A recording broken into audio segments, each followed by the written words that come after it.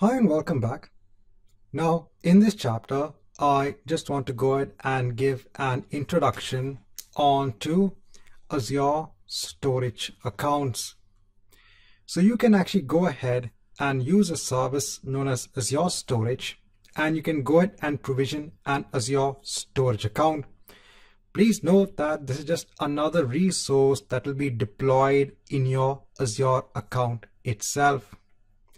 Now, depending upon the type of Azure Storage account you create, you can go ahead and get a list of services. As part of Azure Storage Accounts, you can actually go ahead and make use of the Blob service, the table service, the queue service, and the file service. Now, normally in our labs, we will be creating a general purpose V2 storage account. As part of this account, you actually get access onto all of these services. So the Blob service is the most commonly used service. This is used for storing objects. So if you want to go ahead and store and share objects such as images, videos, etc., you can actually go ahead and make use of the Blob service. Let's say you want to go ahead and store simple table-like data. You can actually go ahead and make use of the table service.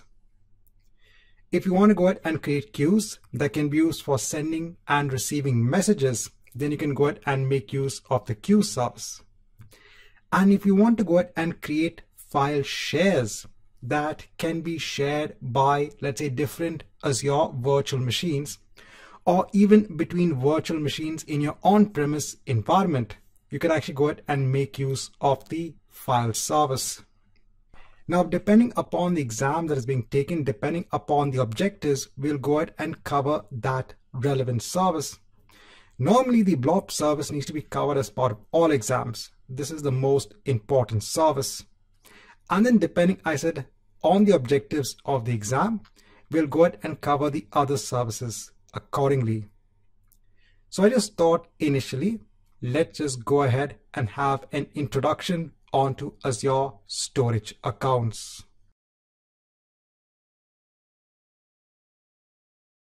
Now in this chapter, we'll go ahead with the operation of creating an Azure Storage account.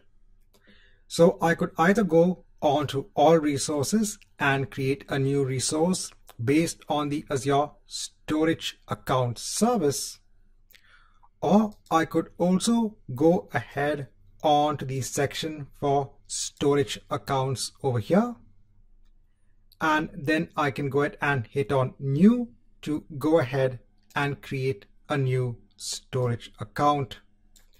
So let me go ahead and just hide this so we get a better view on what is required for the creation of a new storage account. Over here, I need to go ahead and choose my subscription, and I'm going to go ahead and choose an existing resource group. If you want, you can go ahead and create a new resource group. Next, we need to go ahead and give a unique storage account name. So over here, I can see that the storage account name has already been taken. Next, in terms of the region, you can go ahead and decide what should be the region for your storage account. So over here, let me go ahead and just choose North Europe. Then if I go ahead and scroll down, when it comes to the performance, there are two types. So you have standard and you have premium. Now we are going to go ahead and choose the option of standard. So this will go ahead and create something known as a general purpose V2 storage account. So with the general purpose V2 storage account, you get a lot of other services as well with the storage account. With the storage account, you can go ahead and use the Blob service, something known as a queue service. You can go ahead and use a table service and the file share service. If you go ahead and actually choose premium, over here, if you want better performance for either service, so it could be for your block blobs or your page blobs or for your file shares, then you can go ahead and choose premium. So as I said, for now, I'll go ahead and choose standard. In terms of the redundancy, this is used to go ahead and ensure that your data is made highly available. So there are different redundancy options in place. For now, I'll just choose the default one, which is locally redundant storage. I'll go on to next for advanced. So I'll leave everything as it is. I'll go on to next for networking. So I'll make sure it's a public endpoint so we can go ahead and access the storage account from anywhere. I'll go on to data protection. So over here, I'll go ahead and leave everything as it is.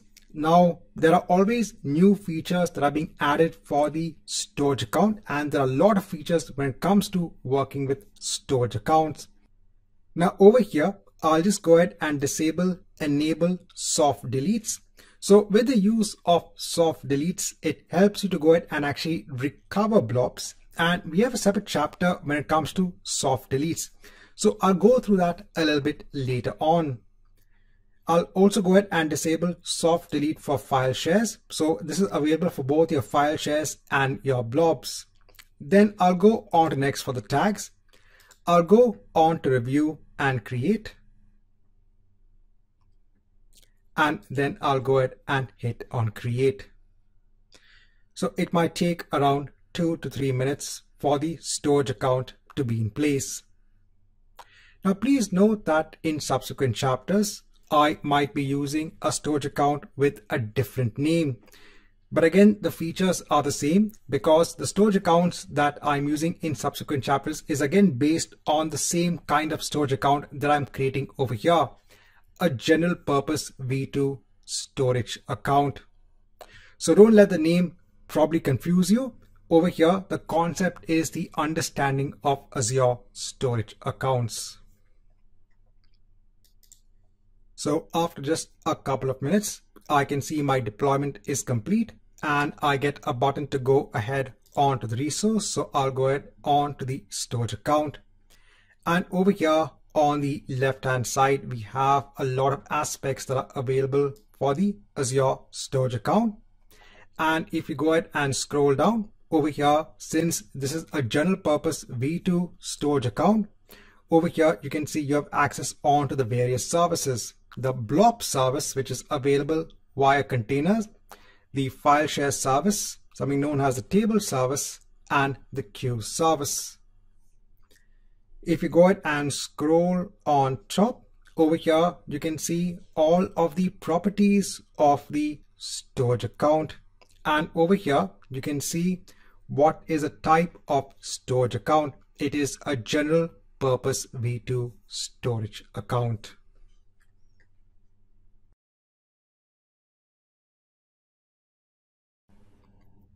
Now, in the last chapter, we had gone ahead and created our storage account. Now, let's go ahead and see how to use the Blob service. So we can either go on to containers by clicking over here, or you could go ahead and click on containers over here. When you want to go ahead and start uploading your objects onto the Blob service, the first thing that you need to do is to go ahead and create a container. So the container, as the name does imply, is just used to go ahead and contain all of the objects that are going to be part of this Blob service. So let me go ahead and hit on new container, and over here we can go ahead and give a name for the container. The container has different access levels. So this is one security aspect which is available for containers. So this security aspect determines how users can actually go ahead and access the objects within the container. For now, I'll leave it as private, no anonymous access, and let me go ahead and hit on create. Now we have our container in place. So let me go onto it. Now over here, we can go ahead and start uploading our objects. If I go ahead and click on the upload button, so over here, you will actually upload a blob. Now, in terms of a blob, right? So you can actually upload your normal files on to this particular service onto this particular container. But each file that you actually upload is termed as an object when it comes to the blob service, and everything is stored as a blob, a binary object in this particular service. So again, in the end, you are uploading your files, but the terminology of how the files are actually stored, the underlying data for the files is actually stored, is basically has an object in this particular service. So let me go ahead and hit on the browse button over here so I can go ahead and choose a file. So I'll be choosing a file from my local system. So I've got a couple of files in place. I have an image file and I basically have a text-based file. So let me go ahead and choose both files and click on open. And let me go ahead and hit on upload. So now it has gone ahead and uploaded both of the objects over here. So if you go on to, let's say, the sample.txt file, just go ahead and click on it. So you have the overview page for this particular file, this object. If you go on to edit over here, if it's a text-based file, over here you will see the details of that particular file. Over here you also have the ability to make changes to the file as well.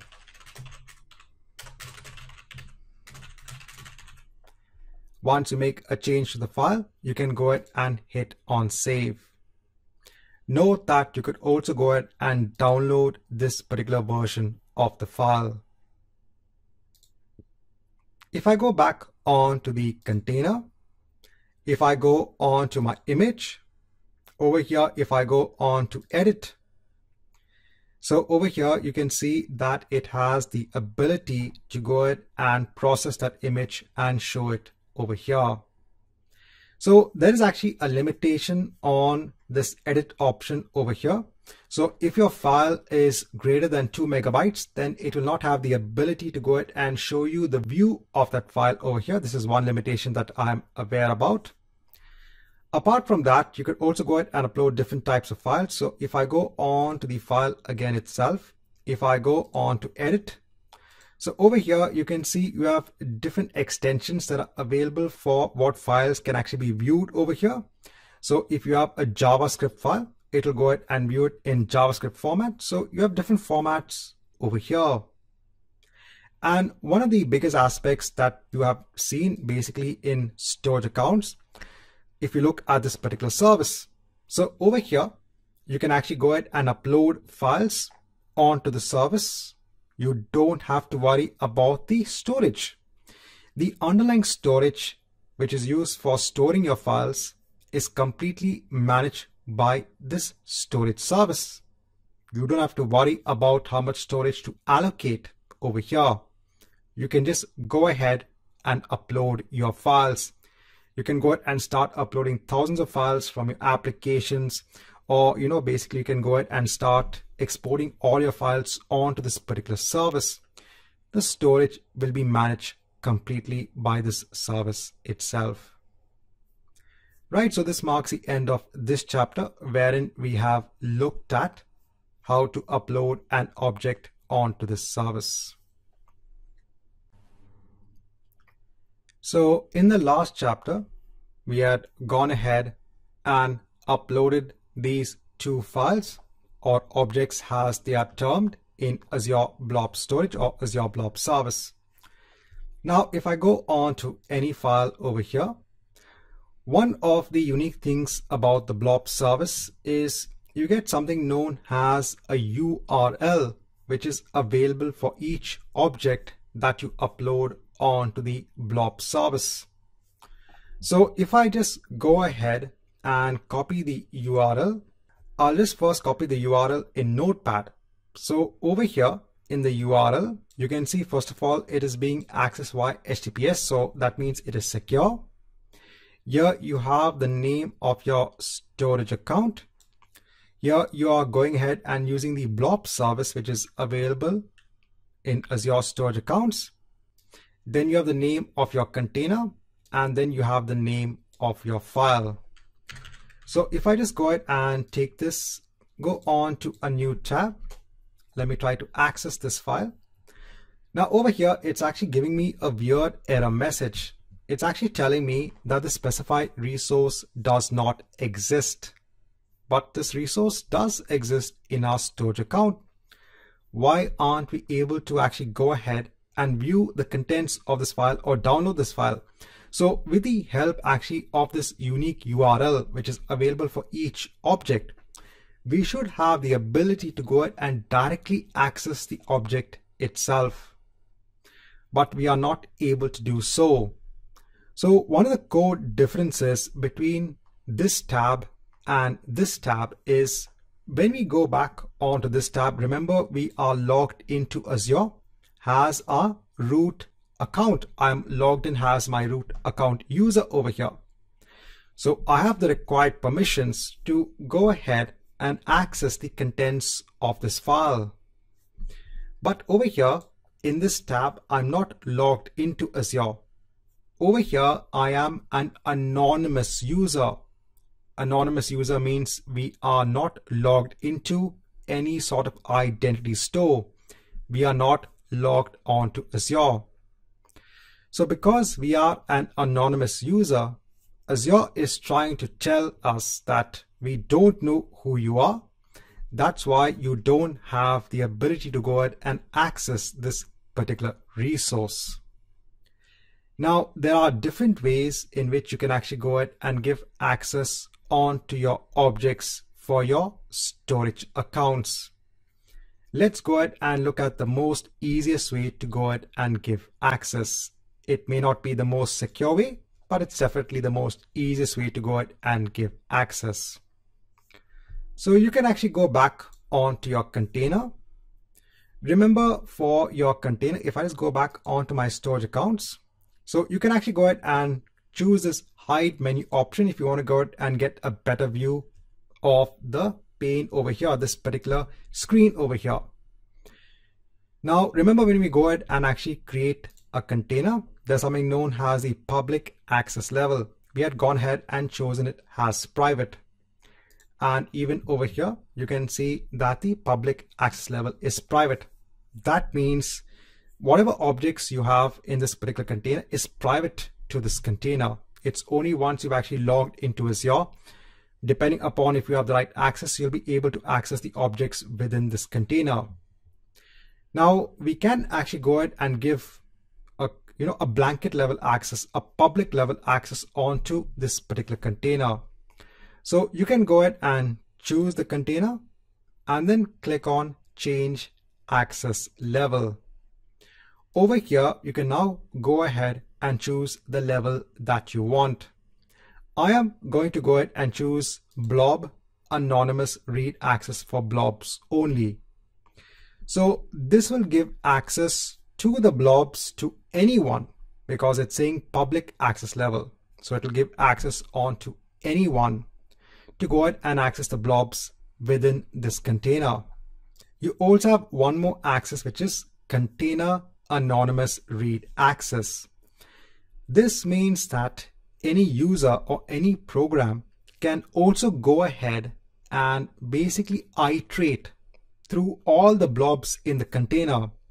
So it will have access at the container level. It can go ahead and see the properties of the container. It can also go ahead and then iterate or find all the blobs within the container itself. So these are two levels that are available. I'm going to go ahead and choose Blob anonymous read access and hit on OK.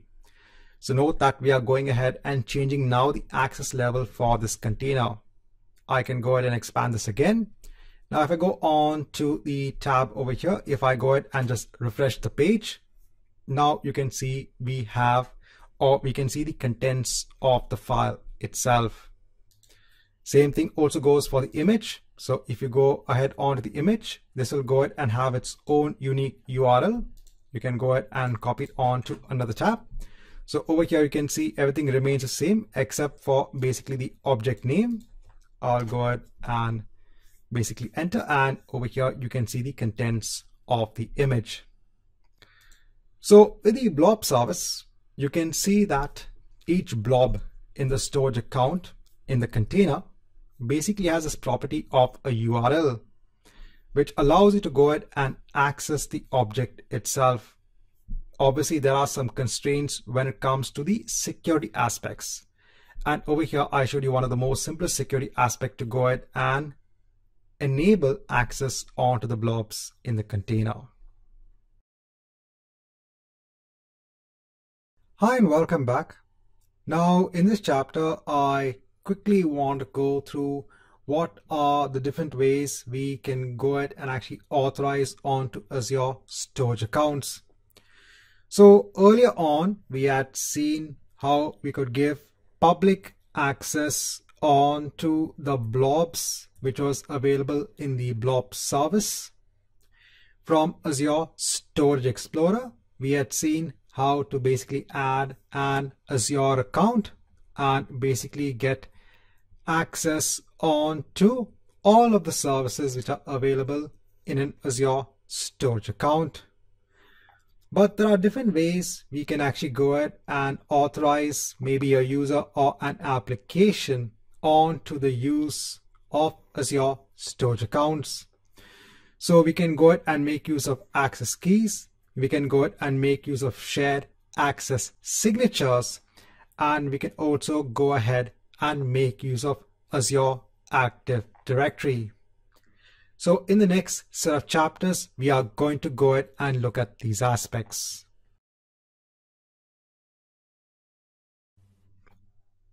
Now in this chapter, I want to go through a tool that is known as the Azure Storage Explorer.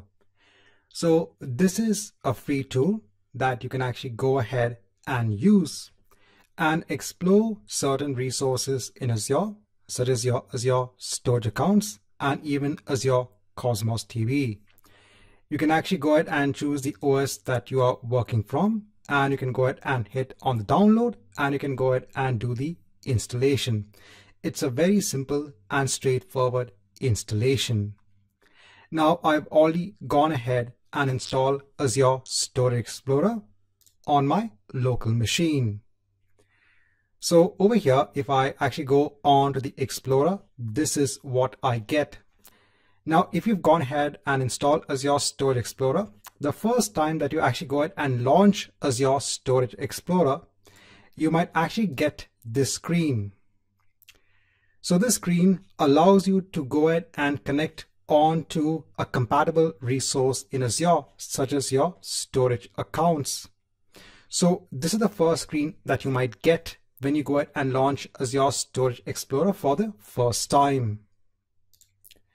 Now in Azure, I have a storage account in place. In this storage account, if I go on to my containers, so I have a data container in place. Over here, I have two blobs in place, an image and a sample.txt file. So in Azure Storage Explorer, I could go ahead and let's say sign in onto Azure to access my storage resources. So let me go ahead and choose subscription. Over here, I'll go ahead and choose Azure, go on to next. So over here now, it'll go ahead and ask us to log in with our Azure account. So I'll go ahead and log in with my Azure admin account. And let me go ahead and hit on next. So I'll go ahead and enter my password. So now it's going ahead and performing authentication of my ID against Azure. So now we are signed in. So now over here, it is going to go ahead and show you all of the subscriptions that are part of your account. So I'll just go ahead and choose my test environment subscription since I have most of my resources over there. And let me go ahead and hit on apply. So now under my subscription, I should be able to see all of the storage accounts that I have. So over here, since I'm logging in with my Azure admin account, I can see all of my storage accounts. I can also see what is inside the storage accounts. So I should be able to see all of my services. So the Blob service, the file share service, the queue service, and the table service.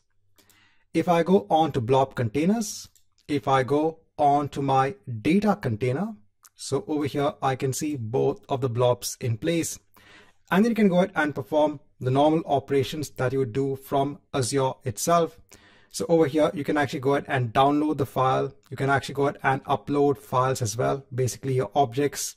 So there's a lot that you can actually do from Azure Storage Explorer itself. Right, so in this chapter, I just want to give an introduction on to the Azure Storage Explorer and how you can actually log in using your Azure account with the help of Azure Storage Explorer to go ahead and see your storage accounts in Azure. Now in this chapter, I want to show you how you can access an Azure storage account with the help of access keys. So when it comes to your storage account, so if I go on to an existing storage account that I have in Azure, so this is a general purpose V2 storage account. In settings, we have access keys. So access keys are used for authorization to go ahead and authorize the usage of the services that are within the storage account. Now over here, I can go ahead and click on show keys. I could take either key 1 or key 2. So over here, let me go ahead and take key 1.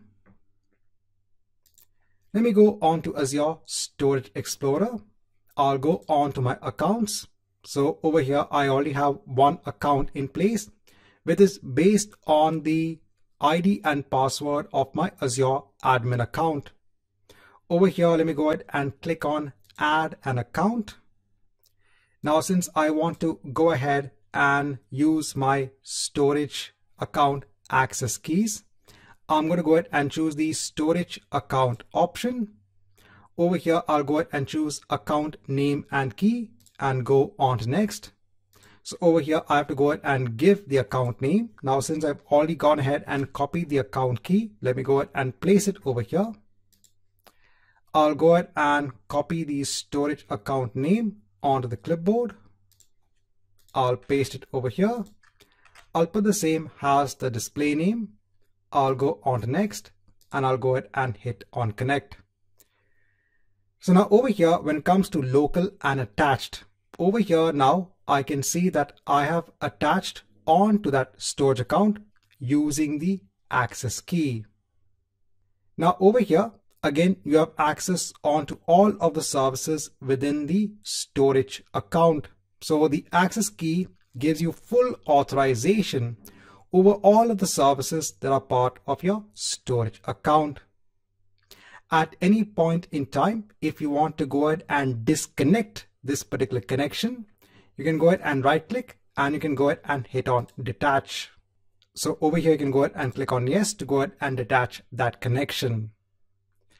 Right, so in this chapter, I just want to show you how you can actually connect onto a storage account using the access keys.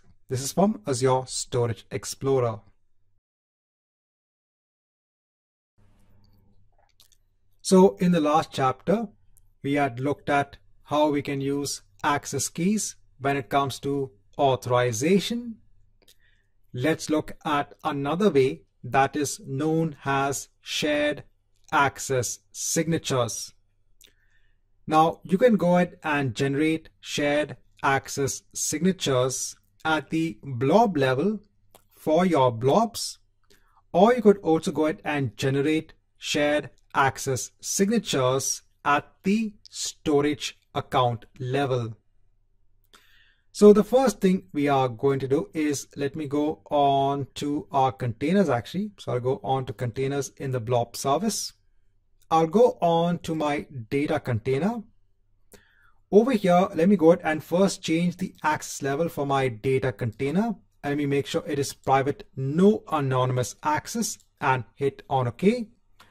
So remember over here, if you go ahead and now take the URL for, let's say, the image, if you go on to a new tab, so you will not be able to view the image because you don't have the required access. Now, if you go on to the object itself, over here, you have a tab for generate SAS. So this is known as the shared access signature. So now this is going to go ahead and generate a unique signature that will allow you to go ahead and access this particular blob. Now to go ahead and generate this signature, it is going to go ahead and use one of the underlying account access keys to sign that signature. Over here, you can go ahead and decide what are the permissions that are allowable via this signature. One of the best aspects when it comes to the signature is you can actually go ahead and decide the validity of the signature itself. So the signature will be valid after the start date and time, and it will not be valid after the expiry date and time. You can also go ahead and say what are the allowable IP addresses it is applicable from. So over here now, the shared access signature will be valid after 12/39 on this date. And on the same date, if you go ahead and try to use that same access signature to go ahead and access this blob, it will not be valid after this particular time. So if I go ahead and click on generate SaaS token and URL, if I go ahead and scroll down, so over here you can see you have something known as a blob SaaS URL. I can go ahead and copy it onto the clipboard, go on to new tab, place it over here. So there is a lot now that actually goes into this URL. If you want to go ahead and actually inspect this URL, so again, you have your storage account name, you have the blob service, you have the container, you have the image or the blob, but then you have a signature. This is the shared access signature. So now if you go ahead and hit on enter, so now you have access onto the blob itself. So now over here, without giving public access level onto the container, you are able to now give access individually to this blob via this shared access signature. At the same time, you also have other security aspects in place as to what are the permissions and what is the start and expiry date time.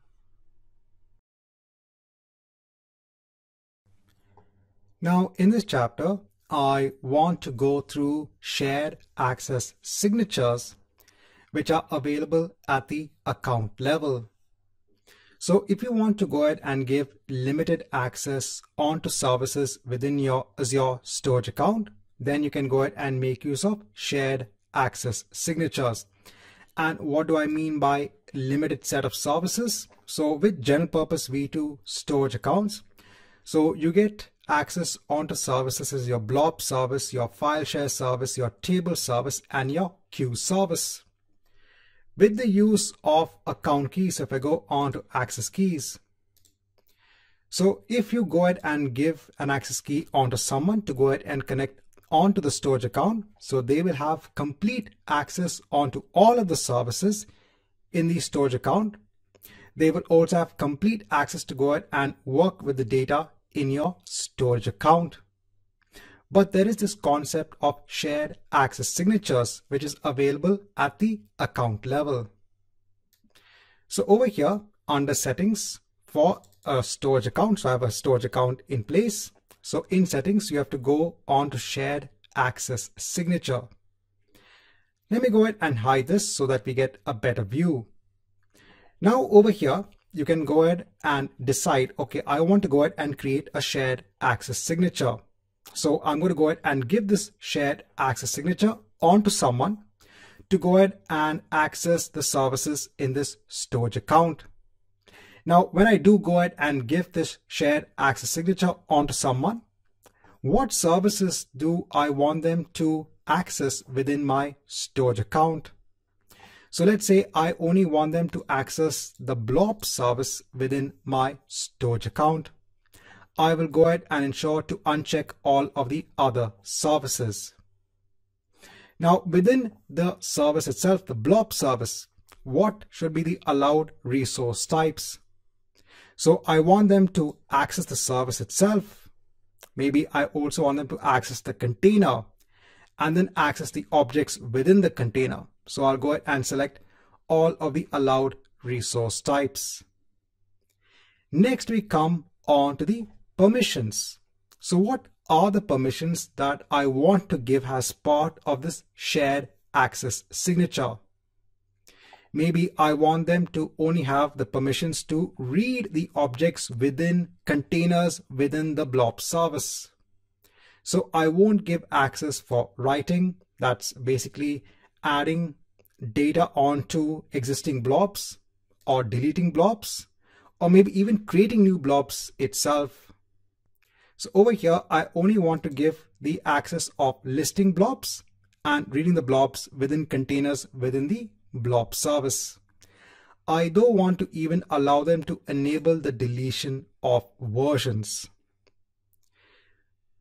Next, if you go ahead and scroll down, you can again go ahead and decide what is the start and expiry date time for when this shared access signature is valid. So this means that this shared access signature will be valid only after this start time and will become invalid after basically this end date time. So over here, you can go ahead and decide on a time frame to go ahead and ensure the working of this shared access signature. Then we come to the allowed IP addresses. So over here, you can say that only a select set of workstations are allowed to go ahead and make use of this shared access signature. So remember, these workstations will have IP addresses, and you can go ahead and add the IP address ranges over here accordingly. Then you go ahead and scroll down. The shared access signature will be generated based on an access key. So you can go ahead and choose either access key. So now when I go ahead and click on generate SAS and connection string, if I go ahead and scroll down, so based on what I have chosen as the allowed services, the allowed resource types, the allowed permissions, the allowed IP addresses, what is the signing key, it has gone ahead and generated something known as a SAS token, a connection string, and something known as a blob service SAS URL. If you choose different combinations, it will go ahead and generate a different shared access signature. And remember, now the shared access signature will only be valid during the start and expiry date time.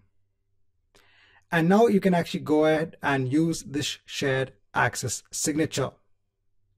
So let's say as a user, I am using Azure Storage Explorer to go ahead and access the storage account via a shared access signature.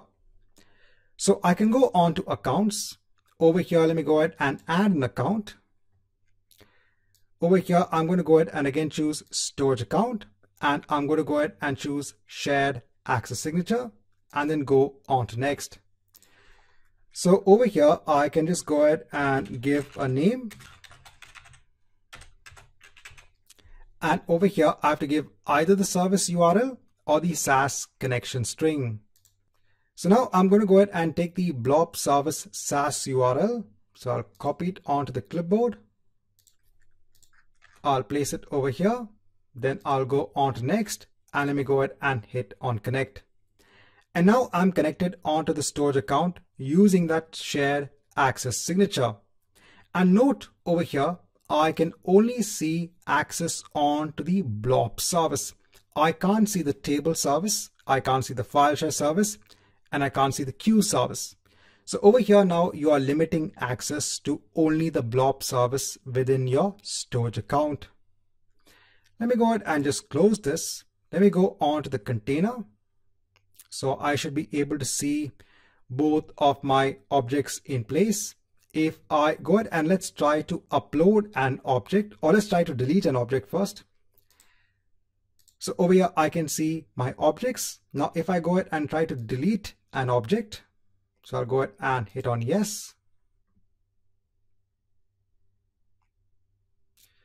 So over here, it's saying failed to start delete because of insufficient credentials. So we are not authorized to go ahead and perform the delete operation. And that is because of the limitations of the permissions we have put as part of that shared access signature. So if you want your users to go ahead and access services, limited services within your storage account based on permissions, based on a start and end date, you can go ahead and generate shared access signatures and distribute them accordingly.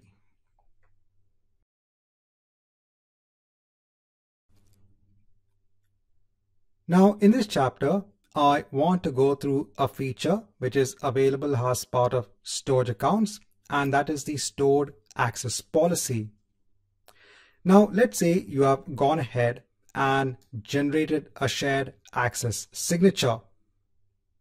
You've gone ahead and distributed the Blob service, let's say SaaS URL, to your users. And let's say now that the service URL has fallen into the wrong hands, and you don't want that person to actually go ahead and access the resources via that shared access signature. There is no way over here that you can actually go ahead and invalidate the shared access signature. So there are a couple of ways around this. One way that you have in order to go ahead and ensure that person cannot access the resources via the shared access signature is to wait for the end of the expiry date and time. But let's say you want to immediately go ahead and ensure to invalidate this shared access signature. So there's one way that you can actually go ahead and accomplish this, and that is with the help of the stored access policy. So for this, what we have to do is that we have to go onto our containers. Over here, let me go onto a container. We have something known as an access policy. So this is at the container level. Over here, we can go ahead and add a policy when it comes to stored access policies. So let me go ahead and click on add policy. So over here, I'll go ahead and give a name for the policy. Over here, in terms of the permissions, let me go ahead and again add the read permission and the list permission. And over here, again, we can go ahead and add something known as a start and end date time. So over here, let me go ahead and choose today's date. And let me go ahead and choose an expiry date time, let's say 2 days in the future. And let me go ahead and hit on OK. And we have to go ahead and hit on save. So now we've gone ahead and create a stored access policy. So now when we want to go ahead and create now a shared access signature, we can actually go back onto our storage account. Over here, we can actually go onto Storage Explorer. Please know that you could also go ahead and do this from Storage Explorer here itself. So over here, if I go onto my Blob containers, so for my data container, if I go ahead and right click, let me go ahead and choose get a shared access signature. So it's going to go ahead and generate a shared access signature. So over here now, instead of actually mentioning the start and expiry time, what are the permissions, etc. Over here, I can actually now go ahead and say, please base this shared access signature on that policy that we just created. So I'll go ahead and choose that. So now when you go ahead and choose that policy, you can see that the start and expiry time is grayed out. So you can't choose it because now this is being populated based on what are the settings of this access policy, even when it comes to the permissions also. So now I'll go ahead and hit on create. And now we have our shared access signature. Now back in Azure Storage Explorer. So on my storage accounts, let me go ahead and right click and connect onto Azure Storage. Over here, I'm going to go ahead and choose Blob container. I'll choose shared access signature and go on to next. So over here, we need to go ahead and copy this URI. So I'll place it over here. I can leave the display name as it is and go on to next and go ahead and hit on connect. So now under attached containers, I can see my Blob containers and I can see my container based on the shared access signature. And again, based on the permissions, so let me go ahead and hit on delete. So I should not be able to go ahead and delete this because we had set the permissions accordingly. So it's going ahead and trying to delete that sample.txt file, but you can see that it has failed. So that's fine. So let me go ahead and close this. So now I said that what is the way that you can actually use that stored access policy to go ahead and invalidate this shared access signature. So because we have now gone ahead and created this shared access signature based on that stored access policy, what you can do is that you can go on to containers in the Blob service. You can go on to the data container. You can go on to the access policy.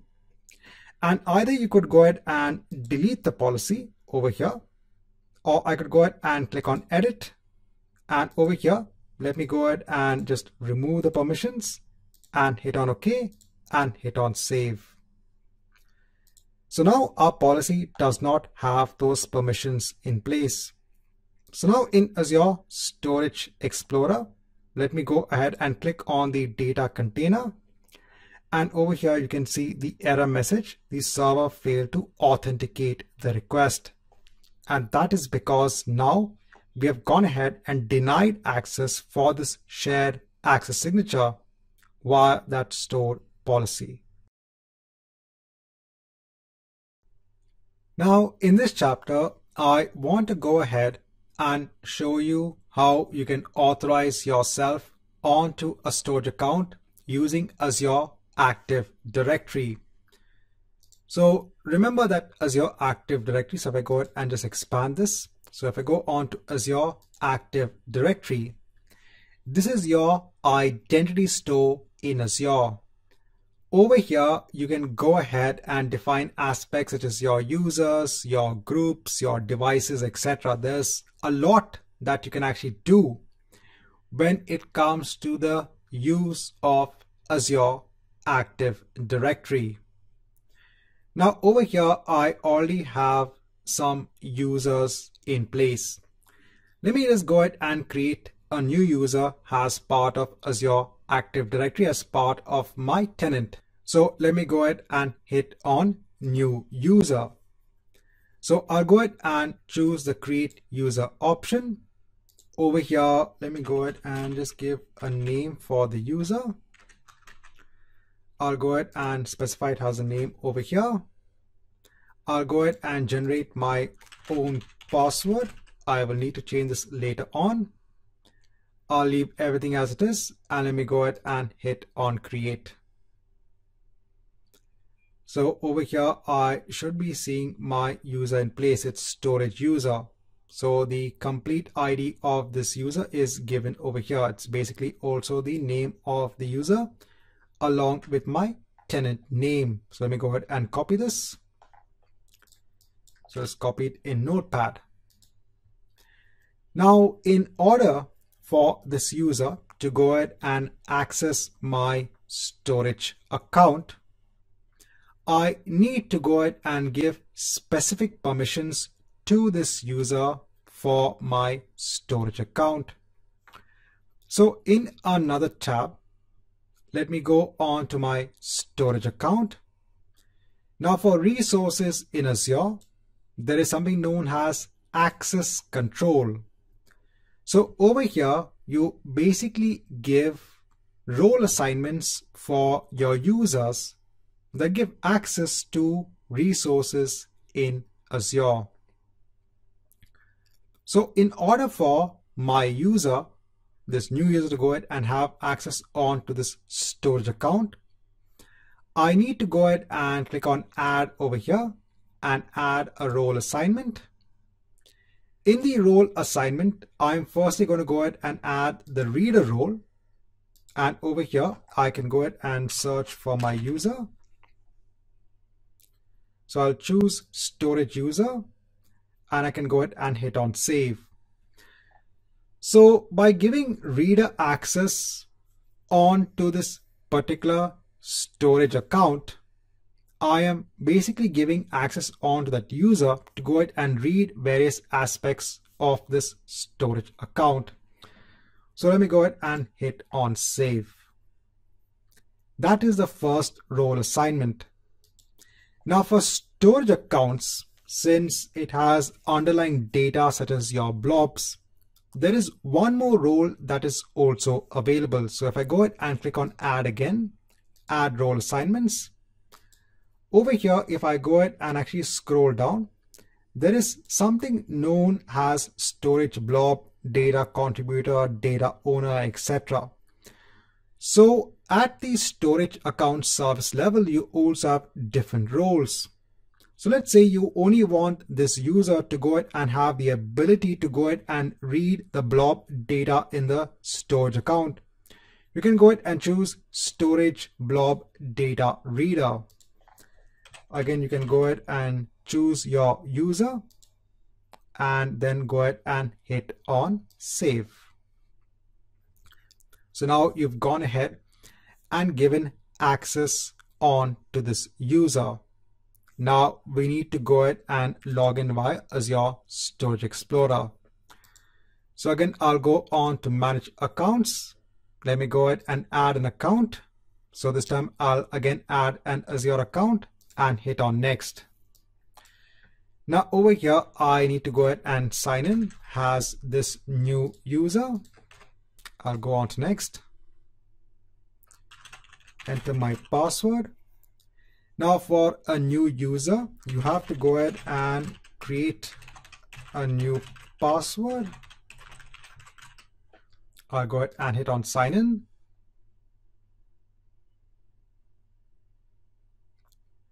So now it's authenticating onto Azure in Storage Explorer. So over here, you can see now you have access on to the default directory, the test subscription, and this is only because we have given access onto that storage account. I'll go ahead and hit on apply. So now over here, we have the one has a Azure account user, and over here you can see you have access as your storage user. Over here, you can see you only have access onto that storage account. As an Azure account admin, I can see other storage accounts in place and other aspects or other artifacts as well. But because I've only given access to that specific storage account, I can only see that storage account in place. If I go on to my blob containers, so I can see my container in place. Again, I should only have read access because I only gave the storage blob data read access for this particular container or this particular storage account. Now I should only having read access because remember I had only given the blob data reader access. If I go ahead and try to delete this file, if I hit on delete, so over here we are getting an error as expected. Now, in case if you are not seeing your storage account or you can't see your data container, it just takes a couple of minutes for the role-based access control to take effect. So just wait for a couple of minutes and then you can try again. If you go on to your tables, you can see that you can't access any tables. If you go on to your file shares, you can't access the file shares. Because remember over here, if you go on to the role assignments tab, if you go ahead and filter on your storage user, so remember we have only given access to read the blob data, not the file data, not the queue data, not the table data. So now over here, I've actually shown you how you can give access on to a user that's defined in Azure Active Directory. Hi and welcome back. Now in this chapter, I want to give an introduction onto the access tiers feature, which is available for the Blob service in your storage account. Now, when it comes to your storage account, when it comes to the pricing, what are the aspects for the pricing that you pay for is based on the amount of storage. So over here from the Microsoft pricing page for the Blob service for Azure Storage Accounts, I'm giving you an example on the pricing for the Blob service. So over here, when you look at the first 50 terabytes per month, you can see that there is something known as different access levels or different access tiers. So you have something known as the hot, the cool, and the archive access tier. Now by default, when we have been uploading our blobs in the blob service, everything was being uploaded in the hot access tier. Over here, when you go ahead and do a comparison of the cost, you can see that the cost is less when it comes to the cool access tier, and the cost is even much more less when it comes to the archive access tier. So when it comes to the storage of your objects, there is a difference when it comes to choosing an access tier. Now, even though over here you are looking at quite a less cost when it comes to the GB aspect, but when a company starts storing millions and millions of objects in a storage account, this price point actually becomes important. And that's why we have this concept of these different access tiers. So there are these three access tiers which are available. So you have the hot, the cool, and the archive access tier. Now the hot access tier is used for data that is accessed frequently. The cool access tier is used for data that is accessed infrequently and is stored for at least 30 days. You then have the archive access tier. This is used for data that is rarely accessed and stored for at least 180 days. When it comes to the hot and the cool access tier, this is actually enabled at the storage account level. The archive access tier can only be enabled at the blob level. Right, so in this chapter, I first want to go ahead and give an introduction on to this feature of access tiers. So here we are in Azure. Now I currently have a set of storage accounts in place. Now if I go on to one of my existing storage accounts, now over here, the access tier that has been set for the storage account is the hot access tier.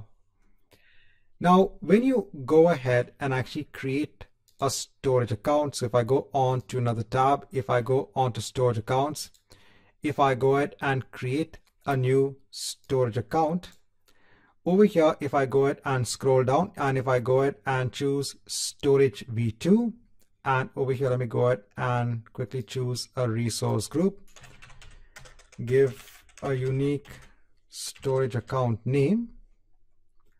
I'll go on to next one, networking. I'll go on data protection, and let me go on to advanced. Now in advanced, you have something known over here as the blob access tier. So over here, you can go ahead and decide what should be the default access tier for objects that are uploaded onto this storage account. So by default, it goes ahead and adds the hot access tier. Over here, you are not going to see the option of the archive access tier.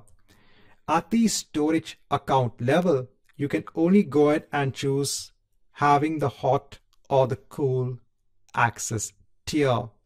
And remember, all of these tiers make a difference when it comes to the pricing for storage for the underlying objects. If you have an existing storage account like we have over here, if you go on to the configuration for your storage account, over here you can actually go ahead and choose to change what is the default access tier for your blob. So this is something that you can do. So if I go ahead and choose the cool access tier, so let me go ahead and click on save. Right, so that is done. So it's saying the settings might take 30 seconds to take effect. If I go on to the containers, if I go on to an existing container, so there are some files I have in place.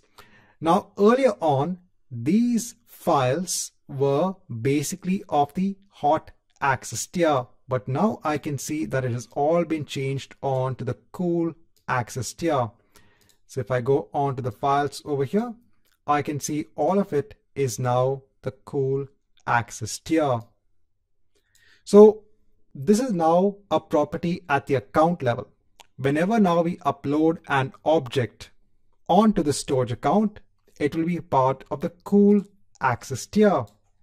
And that means we are now paying less for the storage of this object in the storage account. Now for us personally, if you're just having 2 or 3 objects, it doesn't make a difference at all. It makes a difference when you start storing a large set of objects in the storage account. Now you can go on to each individual blob, an object basically. Over here also you have the option of changing the tier. So if I go ahead and click on change tier, over here in the access tier at an individual blob level, you can also go ahead and change the tier. And over here, you can see that you have the additional aspect of choosing the archive access tier. So in your storage account, you have the ability to mix and match. So your blobs can be either in the hot, the cool, or the archive access tier. At the storage account level, you can go ahead and decide what should be the default access tier for the objects that you have in your storage account. Now, in this chapter, I want to go through the archive access tier. So remember, this access tier can only be enabled at the individual blob level.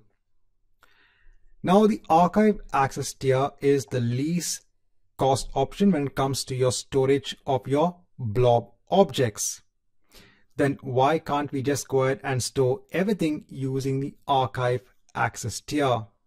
And that's because there is a small caveat when it comes to storing your objects in the archive access tier. As soon as you go ahead and choose the archive access tier for your object, you can't directly go ahead and access the object itself.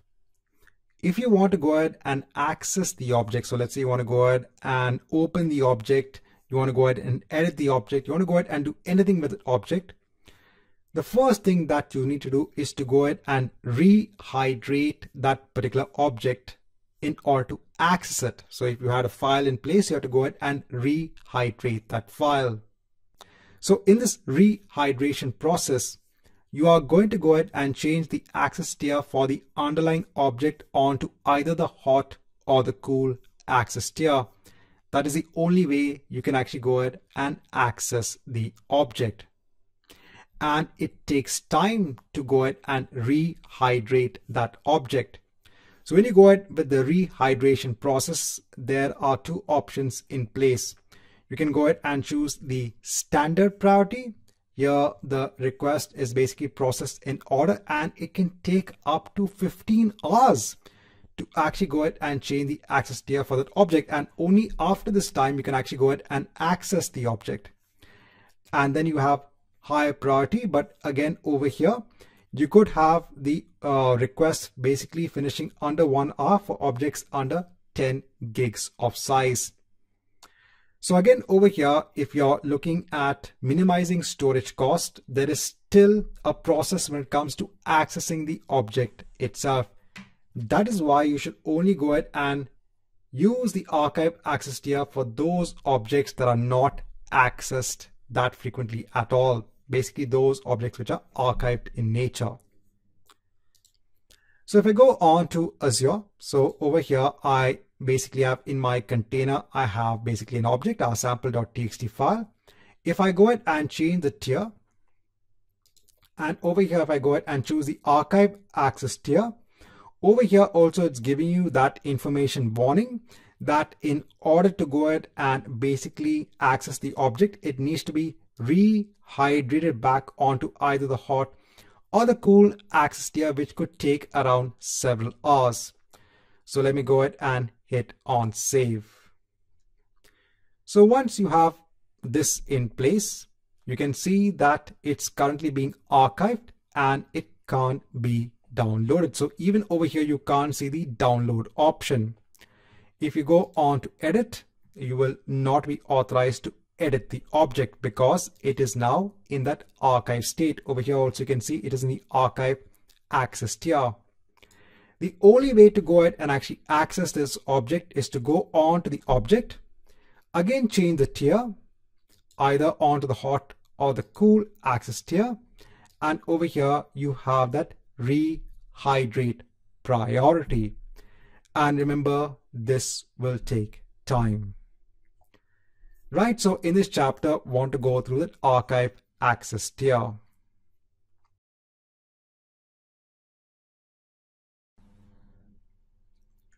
Now in Azure, I want to go ahead and show you how you can create the lifecycle rules when it comes to the Blob service for your storage accounts. So over here, I have an existing storage account in place. Now over here, if I go on to the Blob service, if I go on to the lifecycle management feature that is available as part of the Blob service, over here, we can go ahead and add something known as a lifecycle management rule. So let me go ahead and click on add a rule.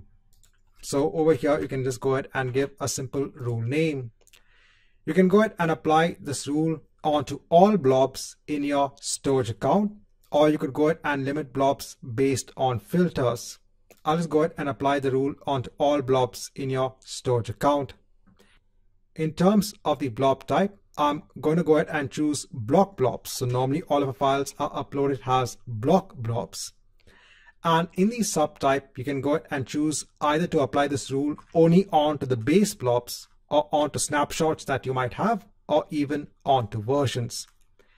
So I'll leave it as it is and go on to next. And over here, you can go ahead and add your conditions. So over here, you can say that if a blob was not modified in the last 1 day, then go ahead and move the blob onto the cool storage tier.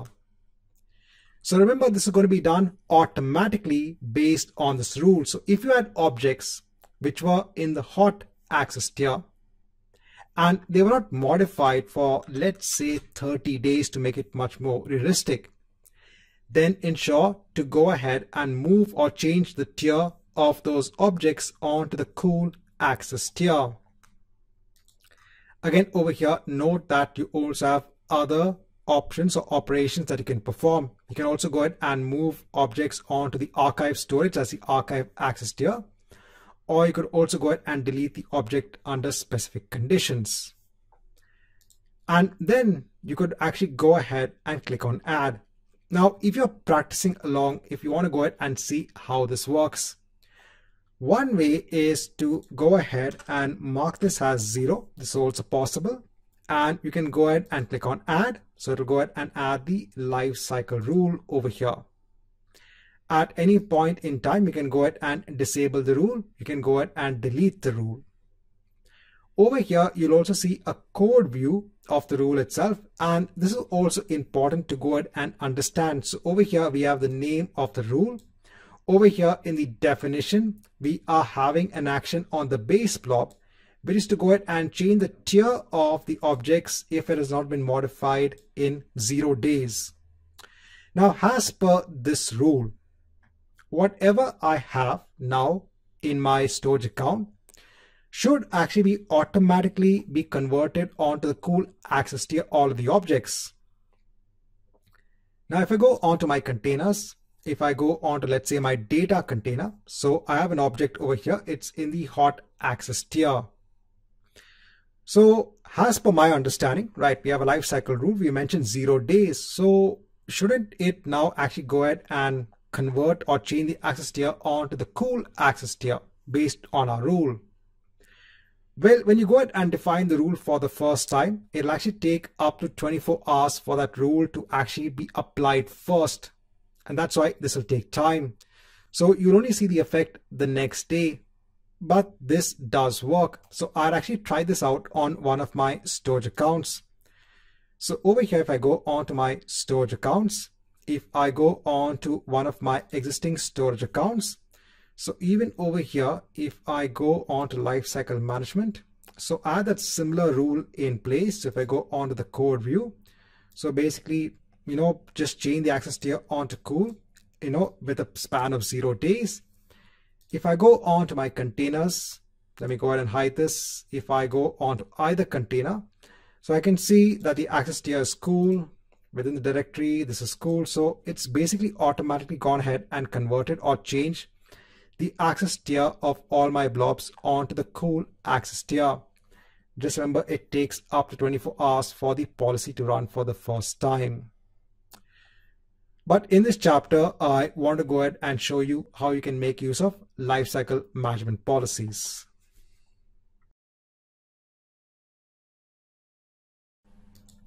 Hi and welcome back. Now in this chapter, I want to go through Azure Blob versioning. So this feature allows you to maintain previous versions of an object. Over here, you can go ahead and restore to an earlier version of a blob in order to recover the data if it has been accidentally modified or deleted. So for each subsequent modification of a blob, a new version of the blob is created. Here the blob versions are immutable. They can't be modified. Now, if you have gone ahead and enabled versioning, you can also go ahead and disable versioning at any point in time. But this will not go ahead and delete the existing blobs, their versions, or the snapshots. Now, let's go ahead and see how to work with blob versioning. So here I am in Azure. So I have an Azure storage account in place. I have a container in which I have 2 blobs in place. Now, if you want to go ahead and enable versioning for your storage accounts, so over here, you have to go on to the blob service section and you have to go on to data protection. Over here under tracking, you can go ahead and enable versioning for blobs. So let me go ahead and turn that on, and let me go ahead and then click on save. So now you have gone ahead and enabled versioning for your blobs. And remember, you can go ahead and turn this off at any point in time. Now, if I go on to my storage account, if I go on to the containers, if I go on to the data container, over here, now let me go on to the sample.txt file. Over here, let me go on to edit and let me go ahead and add something. So I'll say this is version 1 and let me go ahead and hit on save. Now, if I go ahead now back onto the object. So over here, again, if you go on to edit, you can see this is version 1. Now, if I go on to versions over here, I can see now that I have one version in place. It has a version ID. Now, I could go ahead and download this version. I could go ahead and delete the version, or I could also go ahead and mark this as the current version. So if I go ahead and do that, now it has gone ahead and create now another version. But if you go back now onto edit, over here, now you can see that we have reverted back onto the previous version of the object. So this is how you can actually go ahead and make use of versioning. So if you want to go back onto previous version of a file, of a blob, you can go ahead and use versioning. Now, another cool feature of versioning is, so if I go onto my container, let me go ahead and delete the file. So over here, there are no snapshots. So let me go ahead and hit on OK. Right, so I've gone ahead and deleted the blob. Now, if I go ahead and show deleted blobs over here, I can see my sample.txt file. It is in the deleted state. If I go ahead onto that file, if I go on to versions, so if you don't see anything, you can go ahead and click on load more. So now I can see my versions over here. So I'll go on to the version which had all of my content over here. Again, I'm going ahead and choosing this based on the size, so I know that there is more content in this object. Let me go ahead and now make this as the current version. So that is done. Now let me go ahead and close this. Let me go ahead and now disable the show deleted blobs, and now I have my blob in place. If I go on to the blob, if I go on to the versions, let me go ahead and click on load more. So I can see again my versions in place, but then I also have my blob also in place. So with blob versioning, you also have the ability to go ahead and recover your blobs. Hi and welcome back. Now in this chapter, I want to go through Azure Blob Snapshots. Now this feature allows you to go ahead and take a read-only version of a blob, that's a read-only copy of a blob at a particular point in time. Now please note that there is another feature as part of the blob service that is known as blob versioning. Now if you want to have a more advanced feature of versioning, then go ahead and make use of the blob versioning feature. Azure Blob Snapshots also is a feature wherein you can go ahead and take a point-in-time snapshot of a particular blob. Now you can go ahead and create as many snapshots as required for the blob. When you delete a blob, you also have to go ahead and delete the snapshots as well. So let's go ahead on to Azure to showcase how you can make use of Azure Blob Snapshots. Now over here, I'm in Azure. So I have an Azure Storage account in place.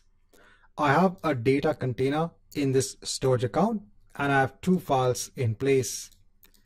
Let me go on to the sample.txt file. Now over here, if you go on to snapshots, so currently we don't have any snapshots in place. Now you can go ahead and create a snapshot. So a snapshot, remember, is a point-in-time picture or snapshot of this particular blob. So if I go on to edit, so currently this is the contents of the file. Now over here, let me go ahead and make a change onto the file. So let me say we have gone ahead and taken a snapshot. And let me go ahead and click on save. Right, so currently we now have a snapshot of this particular blob. So going back onto the data container, so remember our sample.txt file, this is currently the contents of the file. Now let's say you feel that you've gone ahead and made a mistake. You want to go ahead and revert back onto the previous data that has been captured via that snapshot. So it's very easy to do. You can go on to the snapshots.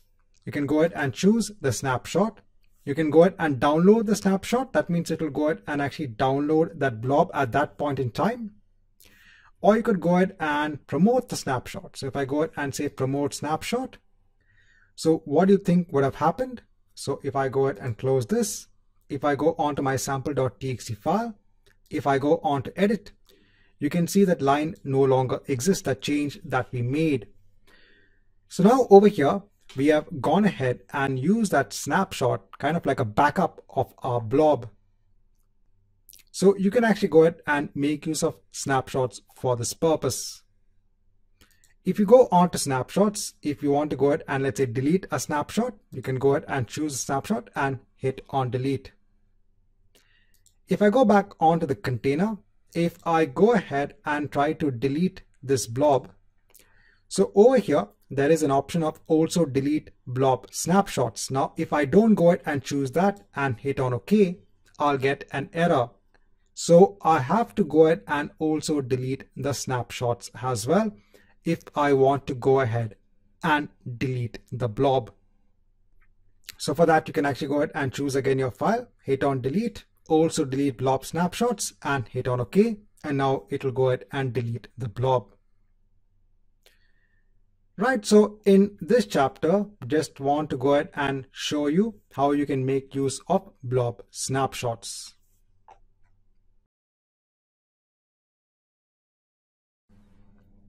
Now in this chapter, I want to go through a feature that is known as soft delete for your blobs. Now, when it comes to the blob service in Azure Storage Accounts, there is a lot of features when it comes to data protection, that is protecting the data that you have in the blob service in your storage account. One way is to go ahead and make use of blob snapshots. Another way is to go ahead and make use of blob versioning. And you also have another feature that is known as the soft delete feature. Now over here, I have a storage account in place. I have also a data container in place. I have two objects in place over here. Now, if I go on to the storage account, if I go ahead and scroll down, if I go on to the blob service, and if I go on to data protection, over here, I can go ahead in the recovery section and turn on soft delete for blobs. So over here now you have the ability to go ahead and recover blobs that have been deleted. Those blobs that have been deleted will be available based on the number of days that you mention over here. So if someone has gone ahead and deleted a blob in the last 7 days, you should be able to go ahead and recover that deleted blob. Over here, let me go ahead and click on save. Right, so we have that setting in place. Now if I go on to my containers, you can see now that there is another folder known as $logs. So this folder is now used for tracking purposes to see those blobs that have been marked for deletion. If I go on to the data container, if I go on to one of my objects over here, sample.txt, what I'll do is that let me go ahead and also create a snapshot for this particular object. So I have that over here. If I go back onto my container, if I go ahead and now delete the blob along with the snapshots and hit on OK, right? So we don't have that blob in place. Now, if I go ahead and enable this feature over here of show deleted blobs, over here now you can see that you have that blob in place. If I go on to the context menu, over here, I have the option of undelete. So I can go ahead and choose undelete over here, and it will go ahead and ensure that it has the blob in place. If I go ahead and again uncheck this, so you can now see that you have the blob that has been recovered. If you go on to the blob, if you go on to the snapshots, over here, you can go ahead and click on load more, and you can see that it has also gone ahead and recovered the snapshot as well. So the soft delete for your blobs can help you to go ahead and recover blobs that have been deleted. It can also go ahead and help you recover blob snapshots as well.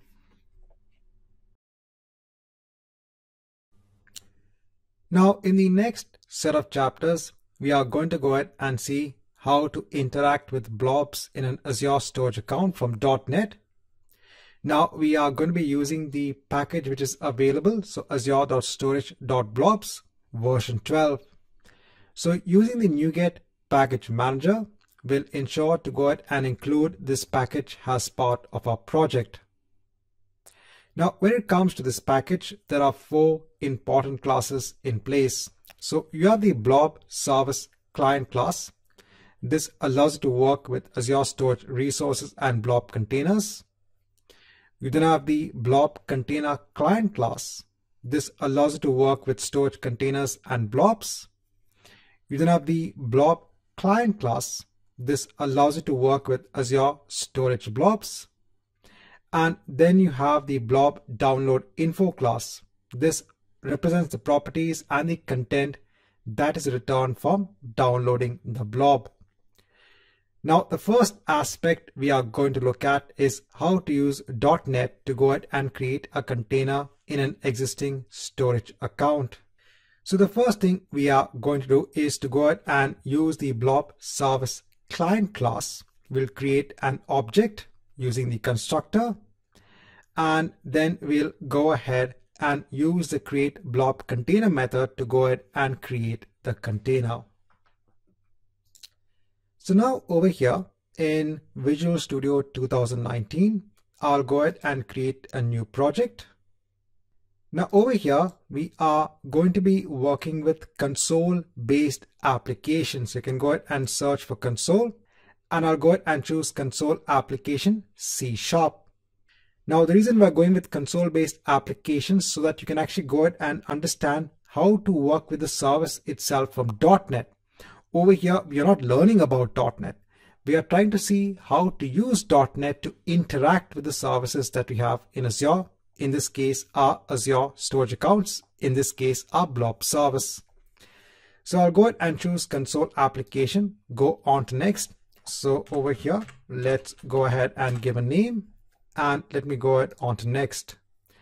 I'll choose .NET Core 3.1. So even though we have .NET 5.0, remember that there is a new version of .NET coming out, that's .NET 6. And that's going to be the prime version or the next version of .NET. So for now, I'm going to go ahead and choose .NET Core 3.1. This still has long-term support. Let me go ahead and hit on create. So over here, we have our project in place. It goes ahead and creates a simple program.cs file. So over here, I have console.writeline hello world. Now the first thing we are going to do is, I said we need to go ahead and make sure that we use the package which allows us to interact with the Blob service. So over here under tools, under NuGet package manager, I'll go ahead and choose manage NuGet packages for the solution. And over here, I'll go on to browse, and let me go ahead and search for Blob. So over here, I want to go ahead and choose azure.storage.blobs. So the version I have is version 12.8. Now, if you see a different version, so you might be seeing a pre-release of this particular library. So if I go ahead and just hit include pre-release, so over here, you have version 12.9, the beta version. So if you want to go ahead and make use of a stable version of this package, make sure to go ahead and uncheck include pre-release, and you can go ahead and choose the current stable version. I'll go ahead and choose my project. I'll scroll down and hit on install. So now it's going ahead and installing the required package libraries that we are going to go ahead and make use of, right? So it's gone ahead and install the required package. So I'll go back onto my program.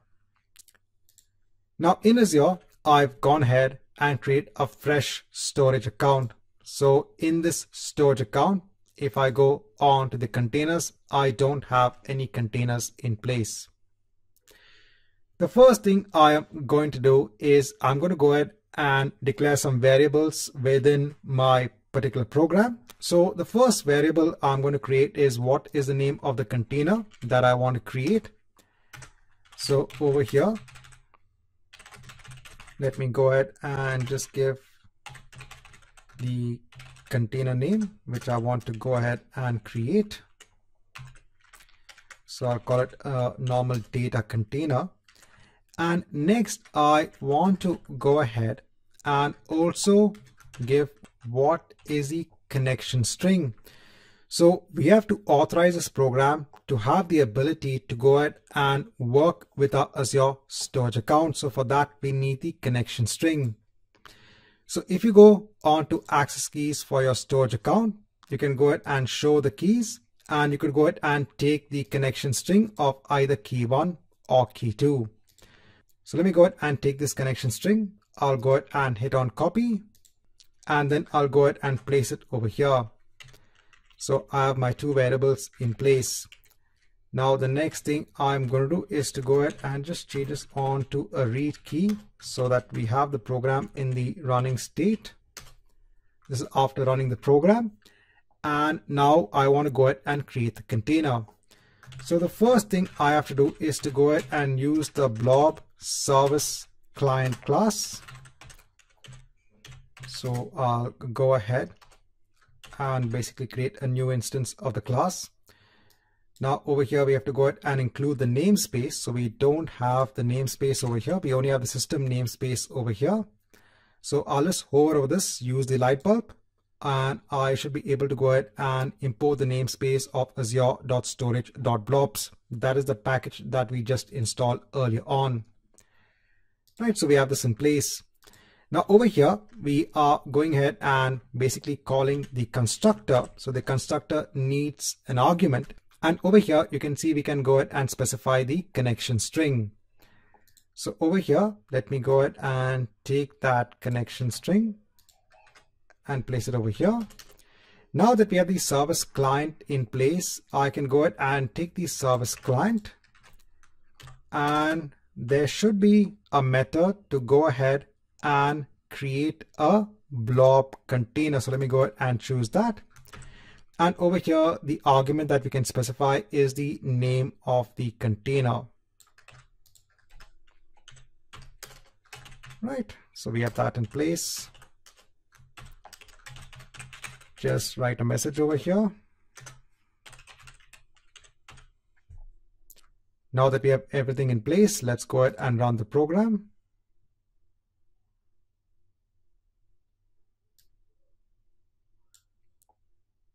So over here, I can see the message, the container is created. So in the storage account, if I go on to containers, I can see now my data container in place. In the container, I can't see any blobs. So in this chapter, we have first gone through how to create a container from within .NET in our storage account. Now in the previous chapter, we had seen how to create a container from within a .NET program. Now in this chapter, let's go ahead and see how to upload a blob onto our container. Now over here on my local machine, in my C drive, in my temp folder, I have a program.cs file. So I'm going to go ahead and upload this file onto the storage account. So now within my program, the first thing I'll do is let me go ahead and add some properties over here. So firstly is the blob name. So that's basically program.cs. So this is the blob or the name of the blob that will be given when it is written onto the storage account. Next, what is the location of the file on my local system? So it's basically in C drive, temp, program.cs. Now since this is a Windows machine, now since slash is an escape character, I have to go ahead and put // over here. Right, so we have that in place. Now over here, we've gone ahead and already ensured that we get a service client connection using that connection string. Now over here, instead of actually going ahead and now creating a blob container, I want to go ahead and say that the blob has been uploaded, and let's go ahead and add the required code over here. So now we have to go ahead and create now something known as a blob container client object.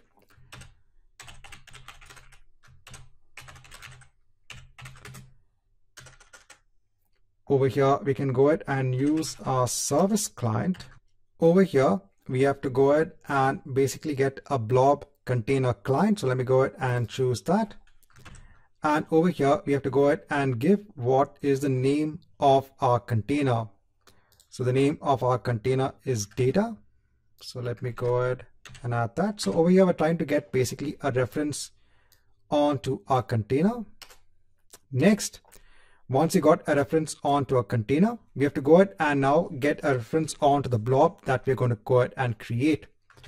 So for that, we have to go ahead and choose or use the blob client class. So over here, blob client. Now we can go ahead and use our container client dot get blob client. And over here, what is the name of the blob? So over here, we have our blob name. Let me go ahead and place it over here. Now, once that is done, we can go ahead and now use our blob client dot upload. So there is an upload method that can be used to go ahead and basically upload now a blob based on a path. So remember, our path is over here, our location. So I'll go ahead and place it over here, and we're basically done. So let me go ahead and now run this program. Right, so it's done. If I go ahead and hit on refresh, I can see my blob over here. If I go onto it, if I go on to edit, so over here you can see the content in place. Now again, apart from the upload method, you also have the upload async method. So if you're going ahead and having async operations in your program, you can go ahead and use the upload async method. Over here, I'm just using the normal upload method to go ahead and just show you how you can upload a blob onto your storage account.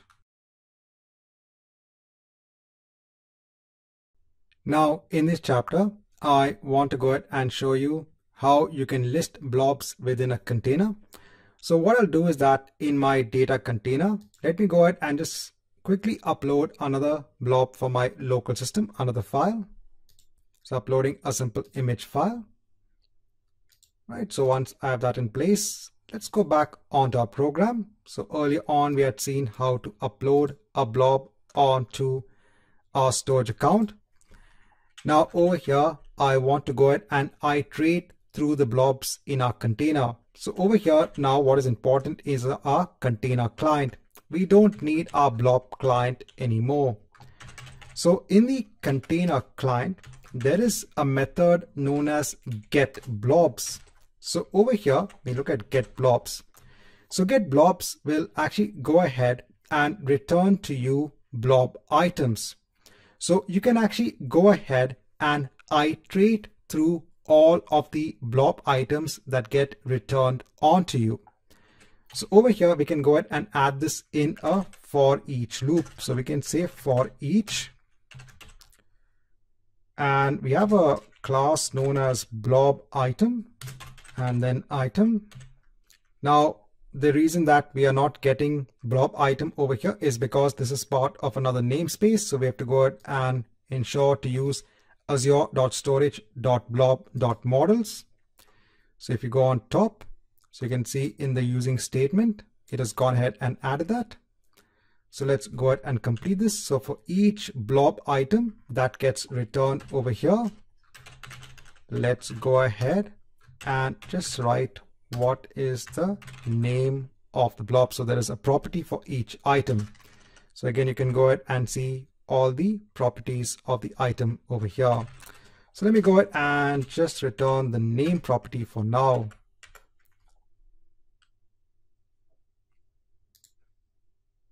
Let me go ahead and also add in over here. So for all the items in the container client, and let's go ahead and remove the statement. We don't need it anymore.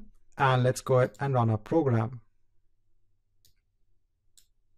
And now you can see the name of the items within your container.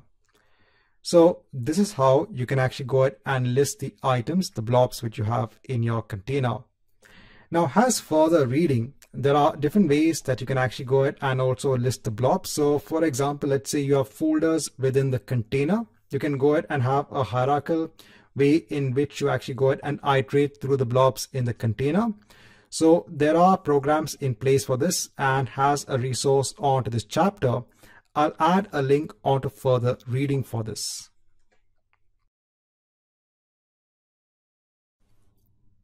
Now in this chapter, let's see how to download a blob from a container. So I'm going to go ahead and download a blob in my C drive temp folder. So I don't have any files except for the blob service program that we have in place. We're going to go ahead and download the program.csblob onto the C temp folder. So over here, going on to our program. So what we require again over here is now our blob client.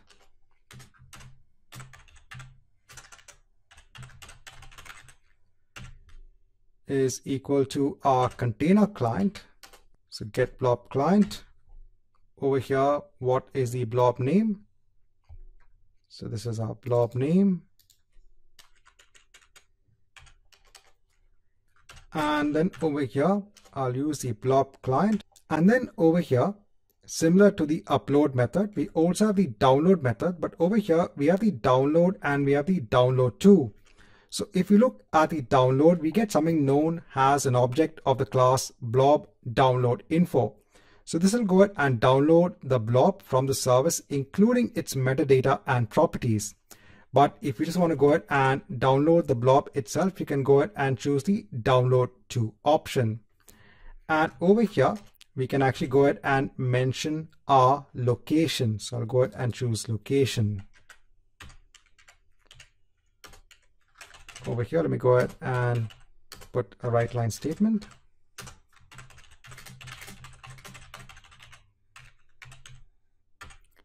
And let me go ahead and run this program. Right, so this is done. If I go onto my temp folder, I can see my program.cs file in place. So this is how you can actually go ahead and download a blob from your storage account.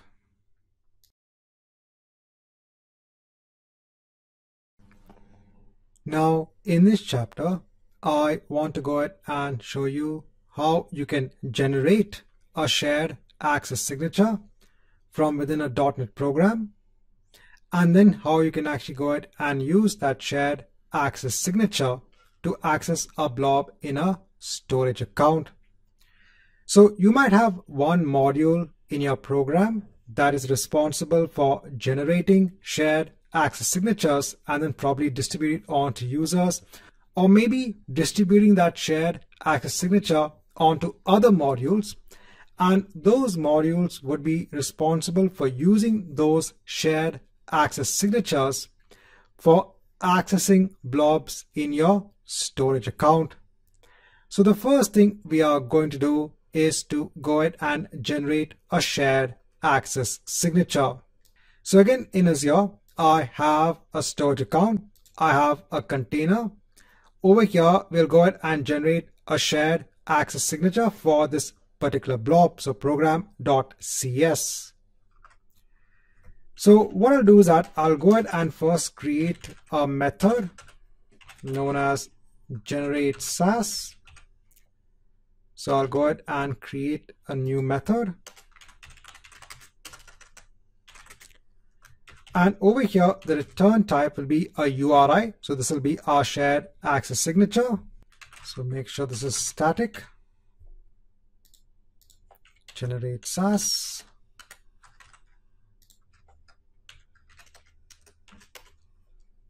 And let me go ahead and take all of this and place it in the generate SAS method. So remember, for the generate SAS method, we still need a connection onto our storage account using the connection string.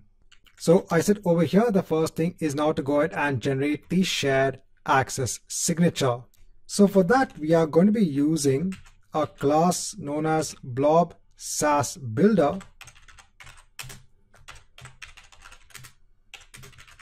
So Blob SAS Builder. Now this is in the namespace azure.storage.sas, and over here when it comes to the properties, so first we have the blob container name, so we already have that in place.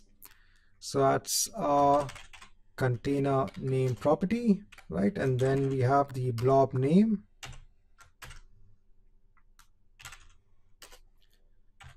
And then we have another property that's known as resource. So this basically we're going to specify as B. That means we are creating a shared access signature for a blob. So let me ensure it's in double quotes. Right, so we've gone ahead and create an object of the Blob SAS Builder class. We go ahead and just ensure that name it has underscore builder. And then let me go ahead and now set the permissions. So in the permissions, there is basically an enumeration of Blob SAS permissions. So I'll give the permissions of read and the permissions of list, right? So that should be enough. I just want to go ahead and actually read the contents of the blob. Next, I can go ahead and also specify when I want the shared access signature to expire. So over here, I can go ahead and use a date time offset to ensure it expires after 1 hour. And then I can go ahead and use the Blob client to generate the SaaS URI using that builder. That's basically a Blob SaaS builder. Right, so this method will actually go ahead and generate the shared access signature. So now we don't need the shared access signature over here. I'll go ahead and have another method known as read blob, right? And let me go ahead and add that method over here. Read blob static. So now over here, let me go ahead and declare a variable URI of the type URI, and let me go ahead and call the generate SaaS method over here. So I can remove the generate SaaS method from the main method. So now that we have the shared access signature in place, I can now go ahead and directly use the Blob client. So I don't need to now go ahead and create an object based on the Blob service client or on the Blob container client. I can go ahead and choose or use the Blob client directly. So over here, I'll say new Blob client.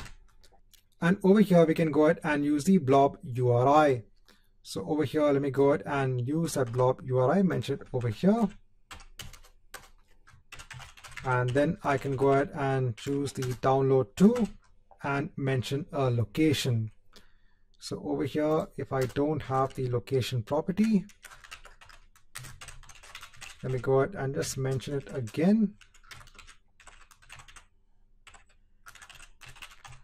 Program.cs, that's fine. And over here, underscore location, right? And we should be fine. Now in the temp folder on my C drive, I don't have the file in place. So now let me go ahead and run this program.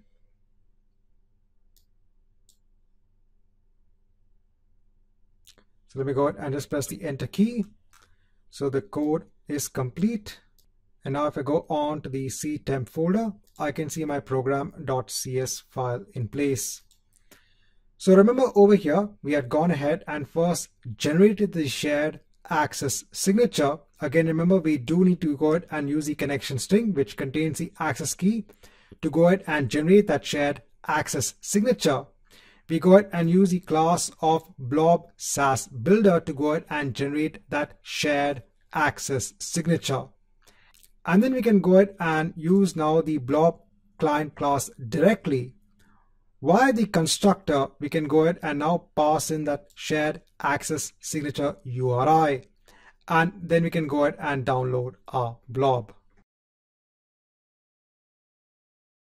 Now in the subsequent chapters, we'll see how to get the properties of the blob and also how to work with metadata.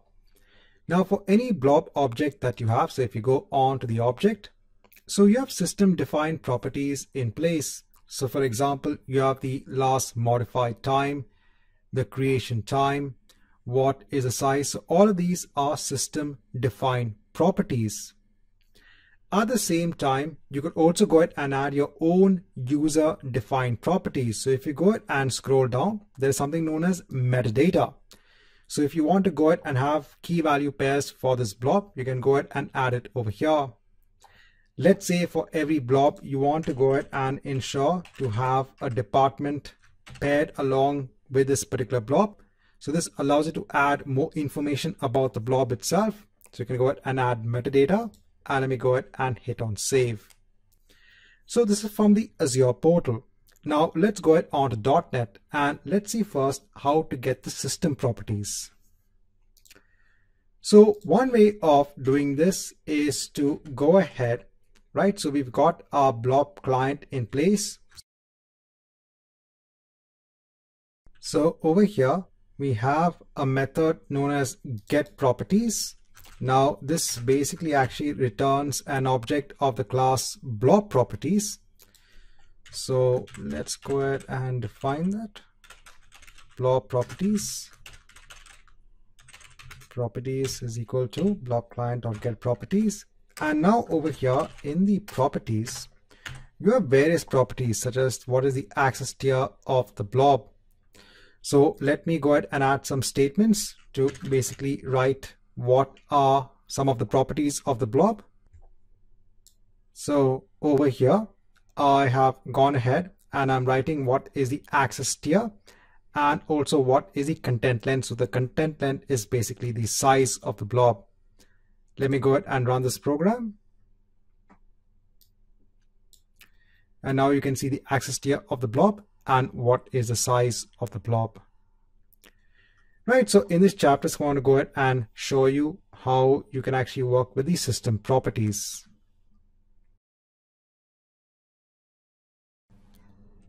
Now, in this chapter, I want to show you how you can use .NET to work with the metadata of a blob.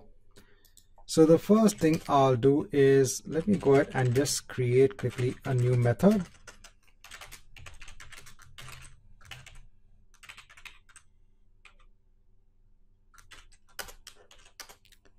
And let me go ahead and just add this. So I'll remove it from here, place it over here. I'll call get metadata from the main program. Now over here, up till here is fine. So we need the properties of the blob. That's what we've seen early on. Now within the properties itself, so there is something known as the metadata property. So over here, again, if I go ahead and just look at the metadata property. So over here, this gives you a dictionary collection of the type string and string. So we can go ahead and iterate through that dictionary collection. So over here, let me go ahead and add a new dictionary collection.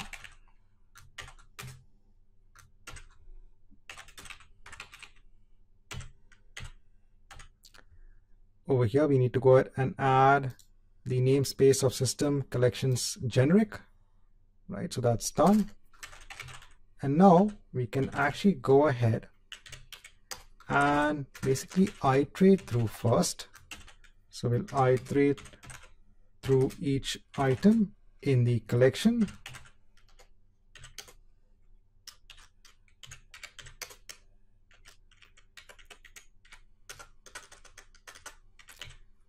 And over here, I'll basically output what is the key and what is the value. Right, so let's go ahead and run this program. So over here, you can see the metadata tags.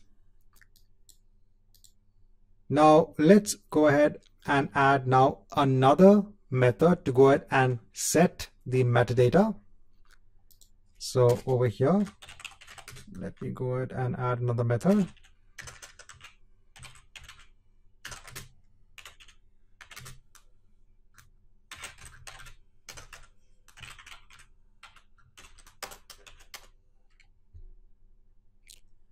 And then I'll just go ahead and call this now in the main program.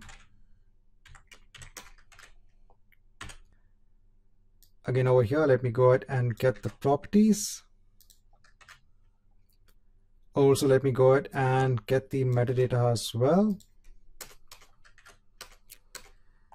Now over here, I have not seen any method that allows us to go ahead and append metadata, keys and values. So for our object, remember that we already have the metadata of department and HR.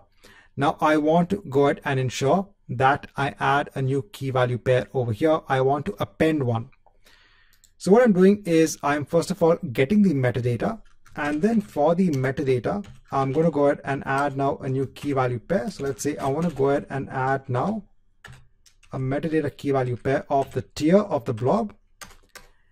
And then I can go ahead and use now the blob client to set the metadata. So we have that method over here. And we can go ahead and add our collection. So that's metadata. And this should be fine.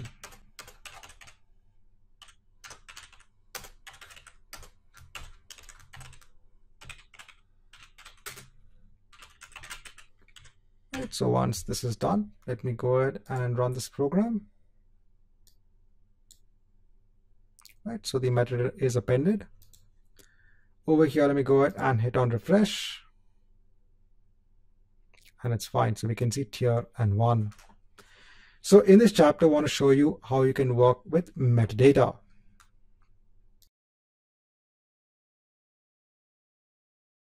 Hi and welcome back. Now in this chapter, I want to go through the lease feature, which is available with the Blob service in your Azure Storage Accounts. Now let's say that you have a Blob object that is in an Azure Storage Account. And let's say that you have multiple clients that have an application in place, and all of them are actually referencing the same Blob object. Now let's say that one application makes a change onto the Blob object, and this application, let's say it still has the older version of the Blob object. So at that point in time, it is up to your application, right, which is running on the client, to ensure that it always gets the latest version of the Blob object if it has been modified. So this is one way of working with concurrency when it comes to your Blob objects. But you also have another way of dealing with this, and this is with the help of a lease. So over here, what happens is that, let's say an application on a client wants to go ahead and make a change onto the Blob object.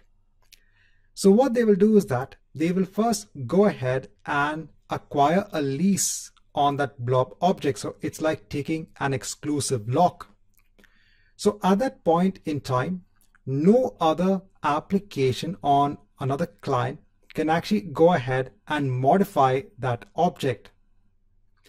So then this application will make that required change, upload that change, and then it will go ahead and release the lock.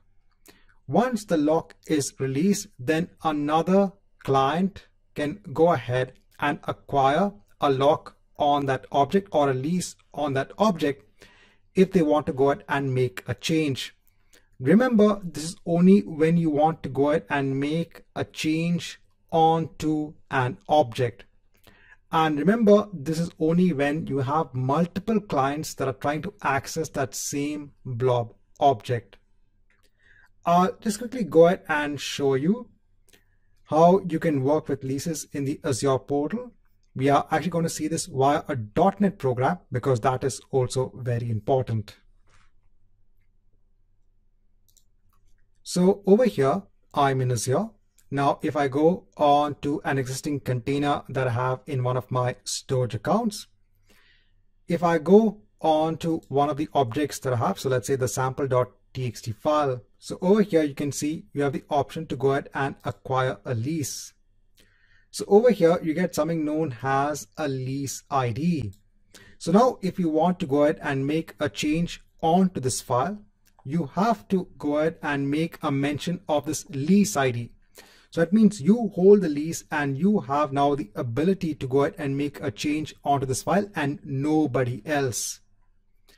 So over here also, you can see that this Blob has an active lease and it cannot be deleted or edited. So you can go ahead and still read the contents of the file and you can go ahead and download the contents of the file over here. But if you go on to edit, so you can see the contents of the file, but you can't make any change.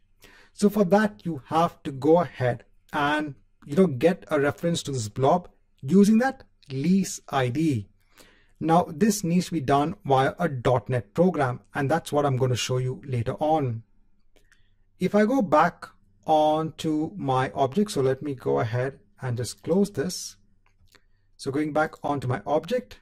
Now, if you want to go ahead and release this lease, you can go ahead and hit on break lease over here, and I can go ahead and hit on yes. And now we can actually go ahead and make changes onto the file. Right, so the first thing I want to explain is what is the purpose of this lease feature that you have as part of the Blob service for your Azure Storage Accounts. Now we are going to see how to work with the leases from a .NET program. So again, over here, we'll go ahead and make use of the Blob service client class, the Blob container client class, and the Blob client class. Now over here, I'm going to go ahead and also use other classes, which is the memory stream, the stream reader, and the stream writer. So what I want to do is that I want to go ahead and download the contents of a blob onto a memory stream. So I do want to go ahead and download the blob onto a file on my local disk. Instead, I want the contents of the blob to stay in memory. And the reason for this is I want to go ahead and then make a change onto the contents of the blob using that memory stream. So over here, the reason I want to go ahead and make this change is I want to show you how you can make a change along with a lease. So first we'll go ahead and acquire a lease so that no one else can go ahead and actually make a change. And when we want to go ahead and make a change onto the blob itself, we'll make that change using the lease that we had acquired earlier on. But the change of the blob itself is something I want to do in memory itself. I don't want to go ahead and download the file, make a change, and then upload the newer contents of the file. I want everything to be done in memory itself. Now, the reason I'm using a stream reader is just to go ahead and show you how I can actually take the contents of the blob, which is in the memory stream, and then display the contents of the blob. And then I'm using the stream writer to go ahead and actually make a change onto the contents of the blob.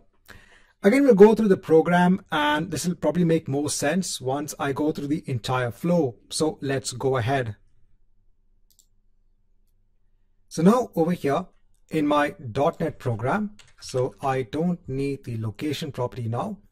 So over here, I'm making use of the same classes. So I'm going ahead and again using the Blob service client class, getting handle onto the container and getting handle onto our blob. So we have a blob known as program.cs. So again, if I go onto my storage account, if I go onto the container, if I go onto the blob, if I go on to edit, so currently this is the content that is present in the blob. So what I'm going to do is that I'm going to go ahead and now create a new memory stream object.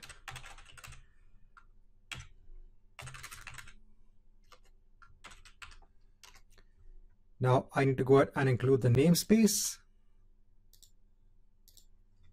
And next I'll use now the blob client to go ahead and download the contents of that blob onto my internal memory stream. And if you want to go ahead and look at the contents of the blob, you can go ahead and use the stream reader class. So stream reader, and over here you can actually go ahead and use your memory stream. I can do a console then .write line reader .read to end. So this is a method that can go ahead and read the entire stream itself.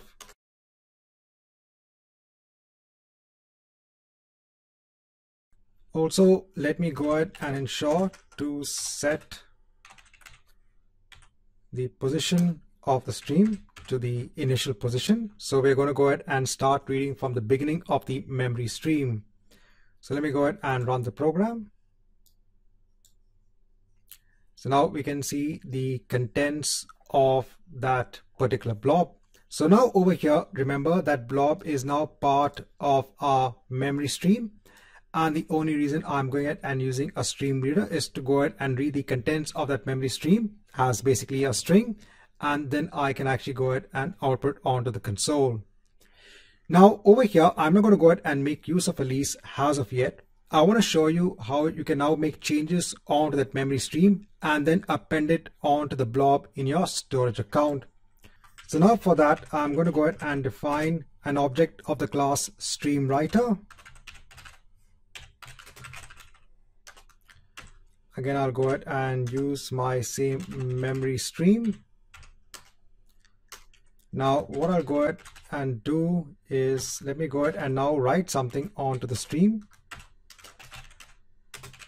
this is a change. We go ahead and ensure to call the flush method to ensure the changes are made. And now I want to go ahead and write now the stream back onto the blob which is in our storage account. So for that I can go ahead and now use our blob client dot upload, and now I'm going to go ahead and use a memory stream. Now if you run this as it is, you'll actually get an error. So we already have the blob that is existing in our storage account. Now we want to go ahead and basically overwrite the contents of the blob. For that, actually we need to go ahead and also ensure to use the overwrite parameter that is available with the upload method. So over here I'm setting it on to true. So that means that even if a blob does exist, the contents will be overwritten by what we're going to send via this memory stream. Also, I'll ensure to set the memory stream dot position is equal to 0. So again, starting from the beginning of the memory stream, so that we upload all of the contents. Right over here, let me go ahead and just write console.writeLine change made, and let me go ahead and now run the program. So over here I can see the change has been made. Let me go ahead and stop the program. Now over here, if I go ahead and hit on refresh, if I go ahead and scroll down, so I can see now this is a change. So now I can see that the contents of the file have been changed, or the contents of the blob. So in this chapter, I first want to just explain how I'm making use of the memory stream, the stream reader, and the stream writer to actually work with the blob content. And then in the next chapter, we'll go ahead and see now how to work with the lease. Now in the last program, I had gone ahead and shown you how you can work with the blob contents using a memory stream, using a stream reader, using a stream writer. Now over here, I'm going to go ahead and make use of leases that we have for the blobs. So now over here, before actually making a change using the stream writer, I'm going ahead and adding some code. So now over here, I'm using a class known as the blob lease client. So this is part of azure.storage.blobs.specialized namespace. So let me go ahead and choose that. So over here, using the acquire method, I want to go ahead and acquire the lease for 30 seconds. Then I'm going ahead and displaying what is a lease ID. So now let me go ahead and run this program as it is. So I'll go ahead and run the program. So I'm getting an error. If I go on to the output, so I can see that yes, I'm getting the lease ID over here. But over here in the error, it clearly says there is currently a lease on the blob and no lease ID was specified in the request. This is when we are making a change.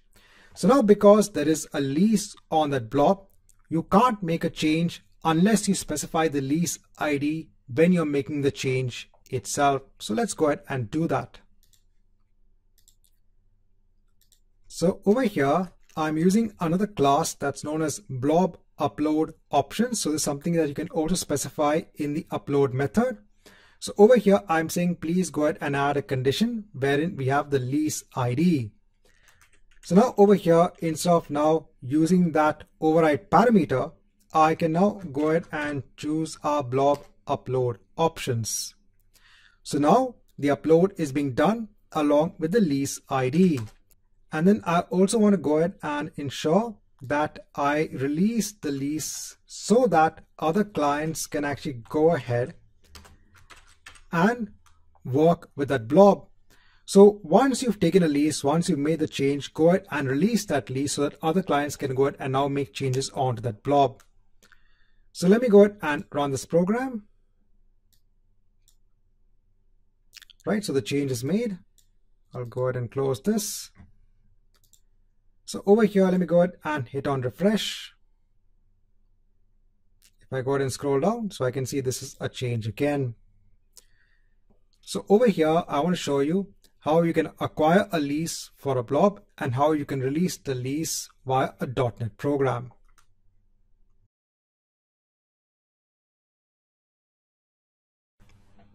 Hi and welcome back. Now in this chapter, I want to go through a use case scenario, and this is based on resource iteration for ARM templates. So let's say you want to go ahead and create multiple copies of a resource in Azure via ARM templates. You can actually go ahead and make use of the copy element which is available in ARM templates.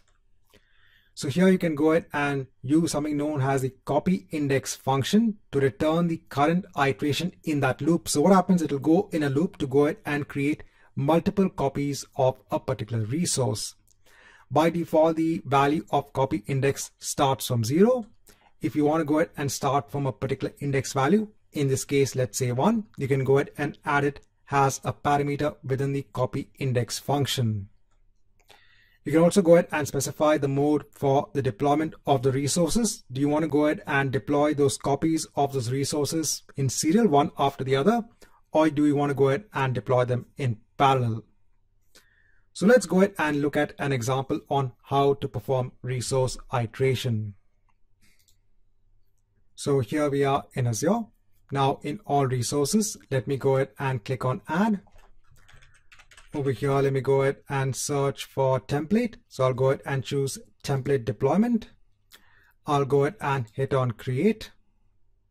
Over here, I'll build my own template. Now I'm going to go ahead and paste code that I already have for a template. So this template is basically going ahead and using the copy element. Let me go ahead and just hide this so that we have a better aspect or better view of our template. So over here, I just have my resources section in place. I'm going ahead and deploying storage accounts. It is of the kind storage v2. And basically it's using standard LRS, that's locally redundant storage. Now in terms of the properties, now over here I'm going ahead and using the copy element. Now in the copy element, I'm just giving a name, and over here now in the count, I'm saying please go ahead and create 3 resources. So now it's going to go ahead and create 3 storage accounts. They will be created one after the other. Now, when it comes to the name of the storage account, I'm going ahead and using the concat function, which is available in ARM templates to basically concatenate strings.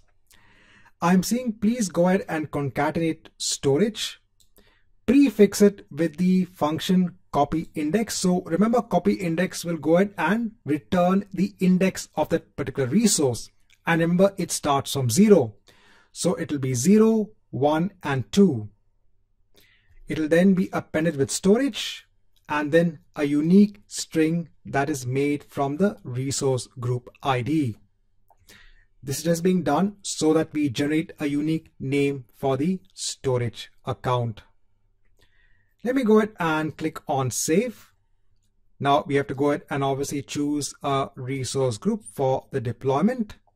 And let's go ahead on to review and create. And let me go ahead and hit on create. Let me go ahead and open storage accounts in a new tab.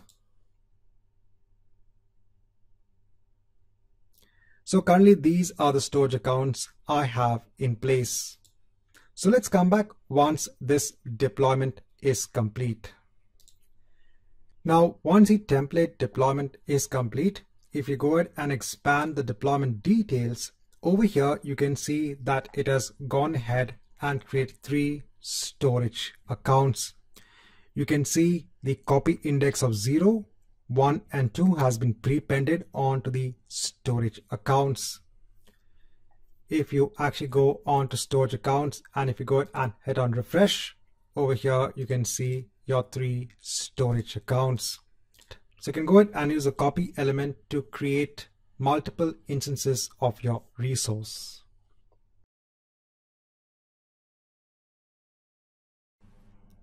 Hi and welcome back. Now in this chapter, I want to go through the AzCopy Tool.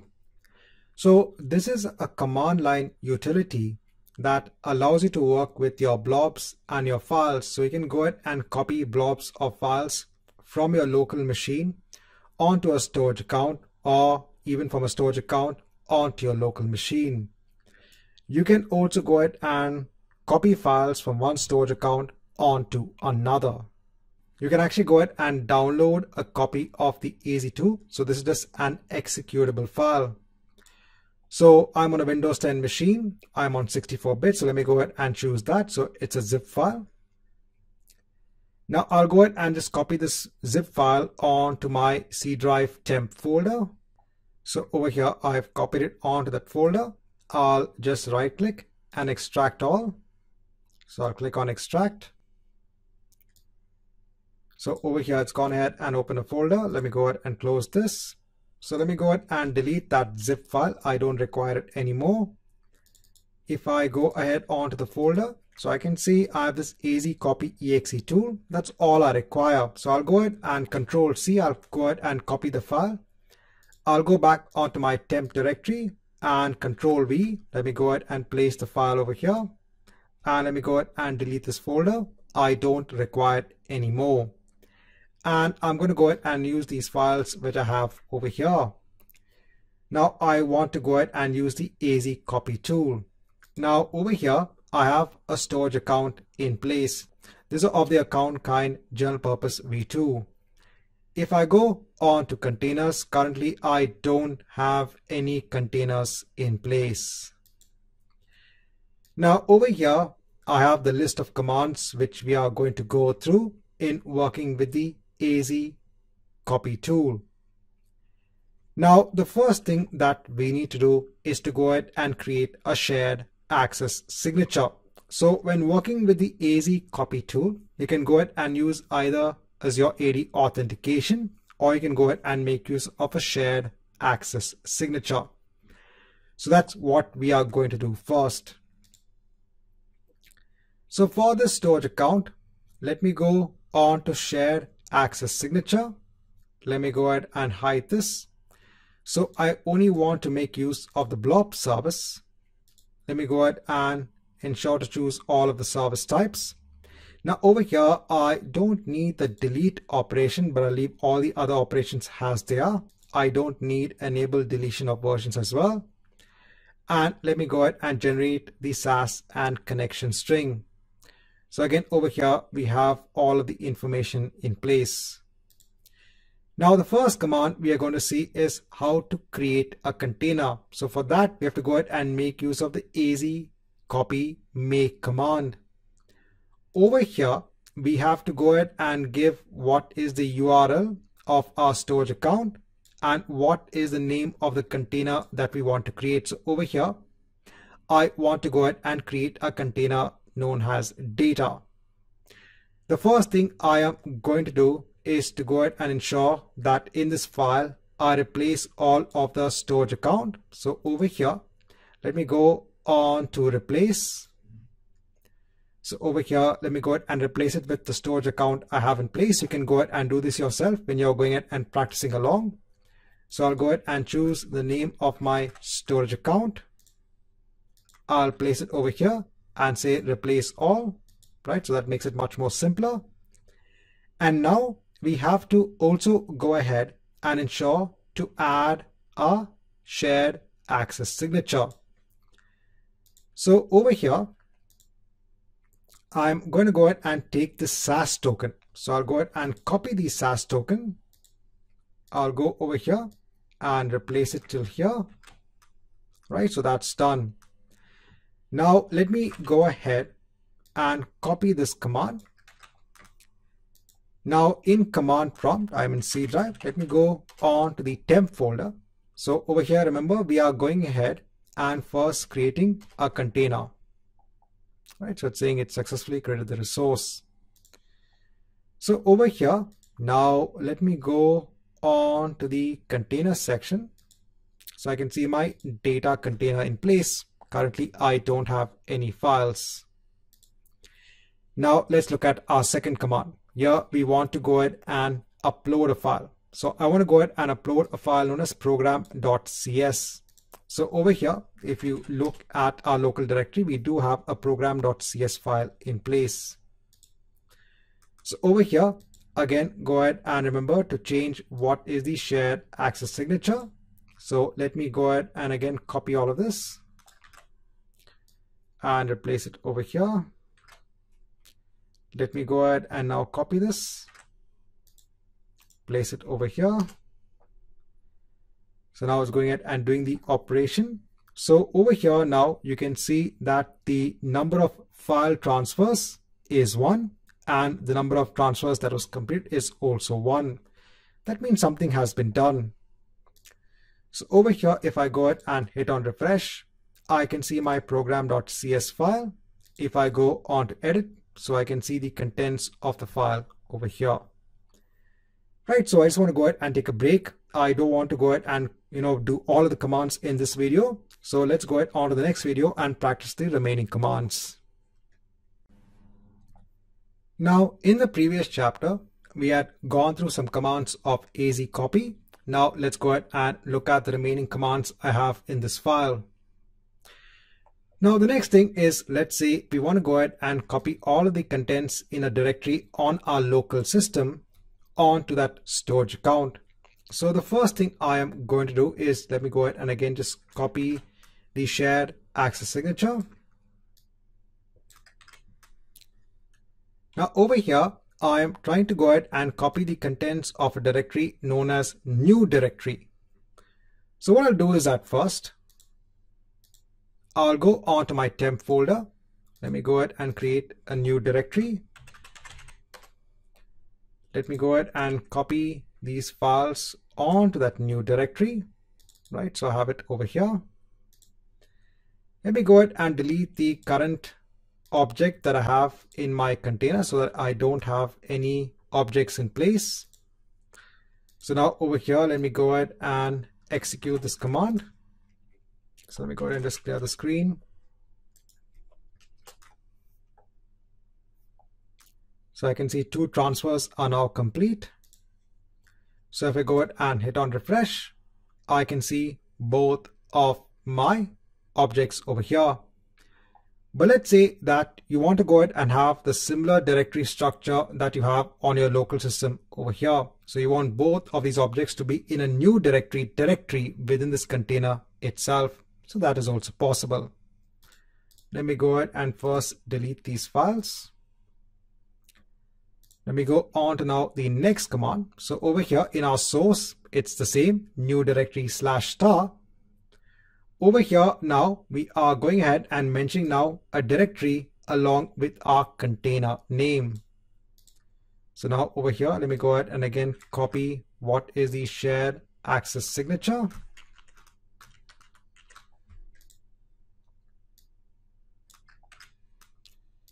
Let me go ahead and take this, go on to the command prompt. So this is also done. If I go ahead and hit on refresh, I can see in my new directory both of my files over here. Now the next command is to go ahead and upload a directory and subdirectories onto a directory within a container. So what do I mean by this? So going back onto our temp folder. So over here, let me go ahead and actually create a new folder. And let me go ahead and copy one of the files in that folder as well. So I want to go ahead and ensure now that when it goes and copies these 2 files, it creates also the subdirectory and also copies this file. So by default, it won't go ahead and do this. For that, we have to go ahead and ensure that we use this recursive flag as well. So to go ahead and copy all of these subdirectories. So let's go ahead and do that. So I'll go ahead and again just copy this. So now let me go ahead and copy this statement. Over here, I've cleared the screen. Let me go ahead and enter this. So now I can see there are 3 pending files. All of them are complete. So over here, if I go on to my new directory, I can see my subdirectory also in place along with my file. Now, if you want to go ahead and actually delete the directory, you have to go ahead and actually delete the file. So you can go ahead and choose a file, hit on delete. So if you go onto new directory, so you can see you don't have that subdirectory anymore. And if you go ahead and delete these files, so over here, if you go back onto the data folder, you can see you don't have the new directory in place. And again, if you want to go ahead and confirm, you can go ahead and run the same command. Hit on refresh. So you can see new directory, both your files, your subdirectory, and your file over here as well. Now, the next command is to go ahead and download blob data. So let's say you now want to go ahead and use a storage account as a source now. So over here, my source is a storage account, that data container, and the program.cs file. Now over here, if I just go on to my storage account, so over here in new directory, so over here in the data container, so I can see that I don't have the program.cs file over here. It's in new directory. So let me go ahead and ensure that I make that change. Over here, let me go ahead and take the shared access signature. And over here, I'm saying, please just copy it on to my current directory, which I have on my local system. That is my C temp folder. So firstly, over here in my temp folder, I don't have the program.cs file in place. So let me go ahead and again, clear the screen. Let me go ahead and copy this command.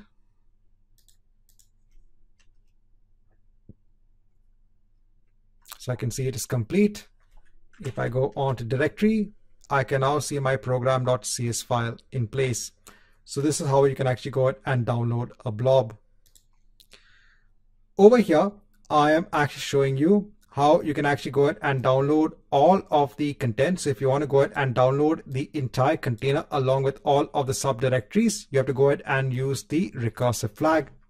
If you are practicing along, you can actually go ahead and use this command as a practice.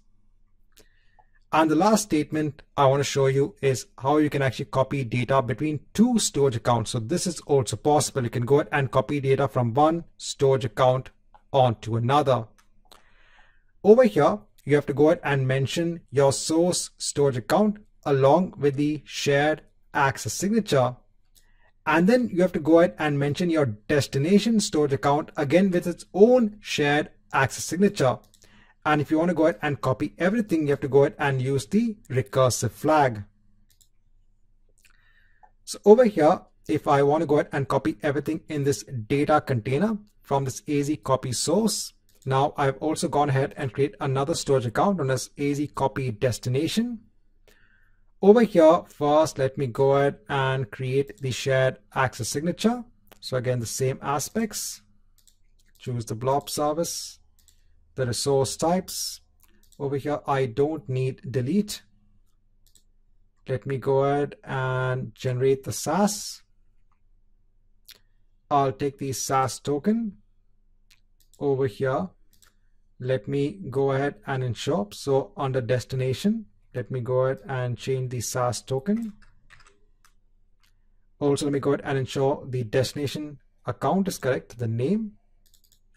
So let me go ahead and change that. So I'll change it over here.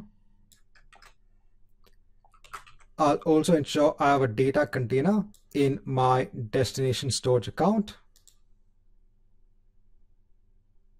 So over here, let me go on to the containers. I'll go ahead and create a data container. So I have nothing in this data container. So if I go onto it, I don't have any data. Let me also ensure that the shared access signature of the source is also copied. Then let me go ahead and actually take now this entire command. Let me go ahead and place it over here. So I can see the number of transfers complete is 3. So if I go ahead and hit on refresh, I can see new directory. I can see my 2 files and I can see my subdirectory as well.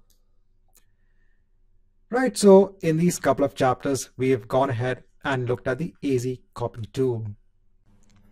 Hi and welcome back.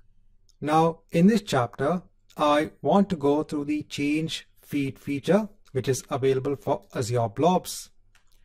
So this feature provides transaction logs for all of the changes that occur onto the blobs and the blob metadata in the storage account.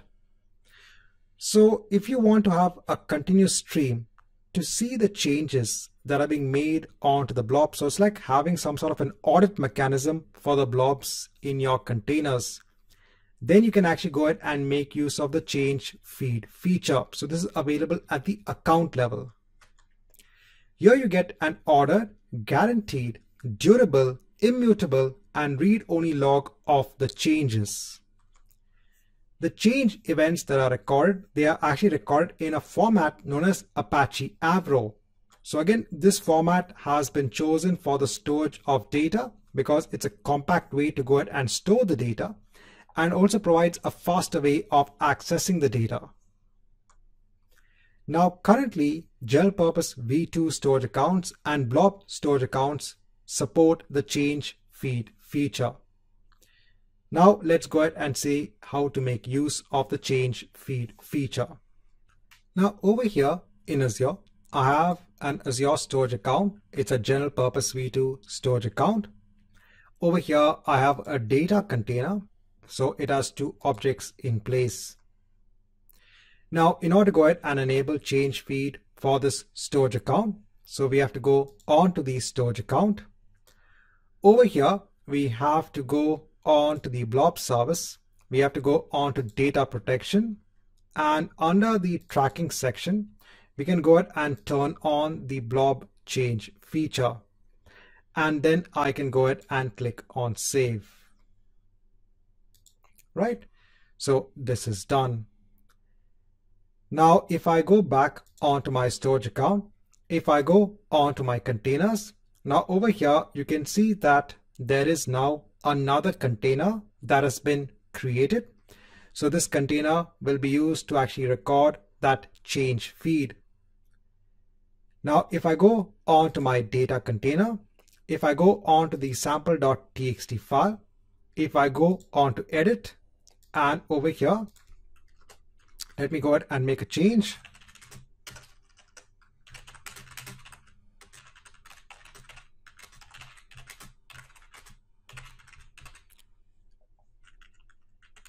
And then let me go ahead and hit on save. So now we have actually gone ahead and made a change onto that file.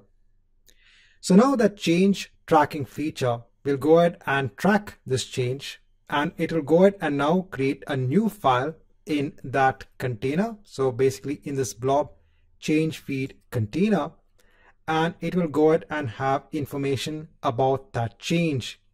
Now this will take some time, so it will not happen in an instant. So let's come back once we have that log information in place.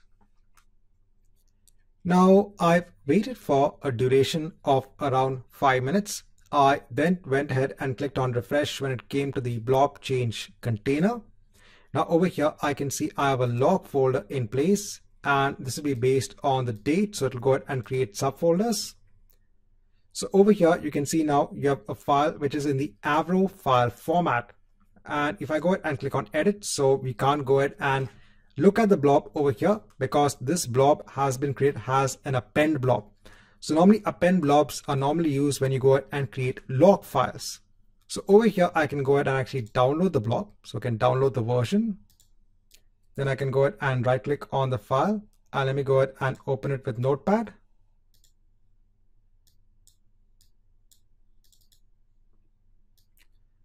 And over here, you can see the information, but remember this is an Avro format, and you do have softwares in place that can actually go ahead and process the file, which is in Avro format.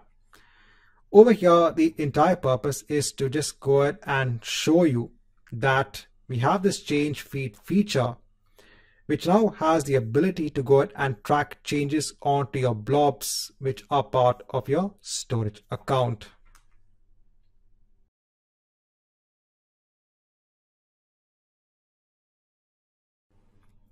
Hi and welcome back. Now in this chapter, let's see how to work with file shares in a storage account.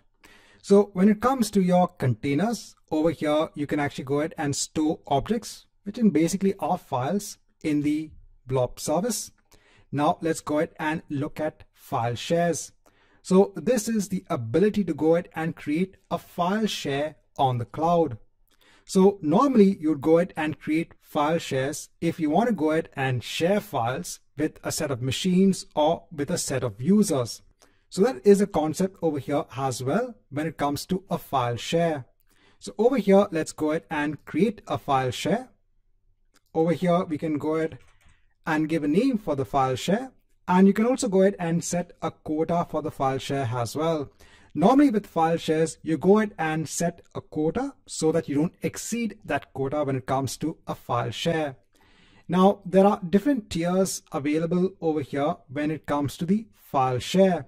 So over here, currently the premium is disabled because if you want to go ahead and use the premium tier, you have to go ahead and create another storage account. So when you go ahead and create another storage account, you'll actually have that ability to go ahead and use premium file shares. So if I just go ahead on to a new tab, so let me go on to storage accounts, right click. So let me open the link up in a new tab. So over here, if I go ahead and add a storage account, so if I go ahead and scroll down, and over here, if I choose the performance as premium, over here in the account kind, over here you can see that you do have now file storage, and this allows you to go ahead and create Azure file shares with premium performance characteristics. So over here, you get the best performance when it comes to your file shares. So for those organizations that need better performance when it comes to accessing files in the file share, they can go ahead and choose the premium performance when it comes to the file storage. Coming back onto our tab, then we have transaction optimized. So again, this is good. This is also one level that is available when it comes to general purpose V2 storage accounts. So again, if you have a lot of transactions, a lot of reads and writes that are happening on the files in the file share, they can go ahead and choose transaction optimized. Then you have hot. So over here, if you're accessing the files quite frequently, again, you can go ahead and use the hot access tier. And in the cool access tier, in case if you are not accessing the files that often, then you can actually go ahead and choose the cool access tier. Now over here, the storage cost for each file that is stored over here will be less.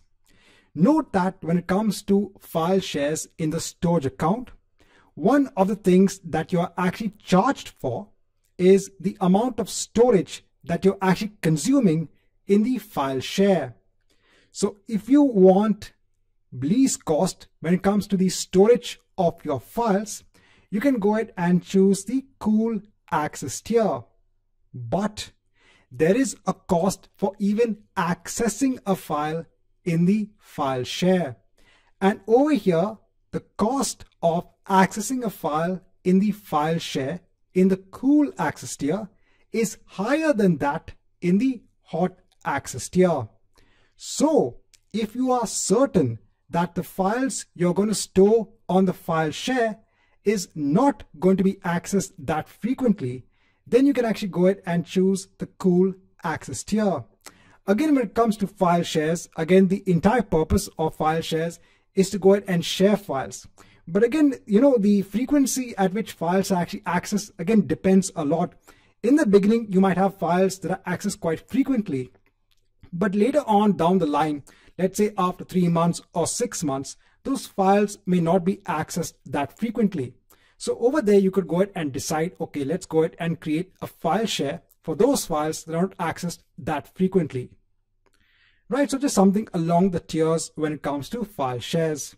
For now, let me go ahead and choose transaction optimized and hit on create. Now, how is this different when it comes to the Blob service, which is available for storage accounts? So over here, firstly, we can actually go ahead and create directories just like a normal file system. So over here, let me go ahead and create a directory.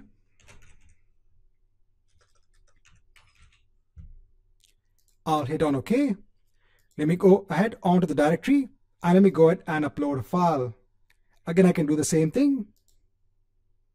So I can go onto my local system, upload a simple file, upload it over here. Now, instead of every file being accessed by a unique URL, what you can do is that you can actually go ahead and connect onto the file share. So if you go back onto the file share, there is something known as a connect button. So if I hit on the connect button, over here you get commands that can be issued to go ahead and connect onto the file share. So you can connect onto this file share from either your Windows system, from Linux, or from Mac OS. Now, in order to go ahead and connect onto the file share, so let me first go ahead and open PowerShell on my local machine. So let me go ahead and copy that particular command. So I can go ahead and copy it onto the clipboard, go on to PowerShell. Let me go ahead and execute this command. So the first thing that this command is doing, it is testing actually whether you have connectivity from your machine on port 445. So now over here, the command has actually gone ahead and successfully connected on to the file share. And it has gone ahead and mapped a Z drive on my local system that connects onto the file share. So over here, if I go on to Z drive now, so let me go ahead and just clear the screen. So if I look at the contents, so over here you can see we have our data folder. And over here, you can see we have a demo.txt file. So if I just go ahead and enter another file.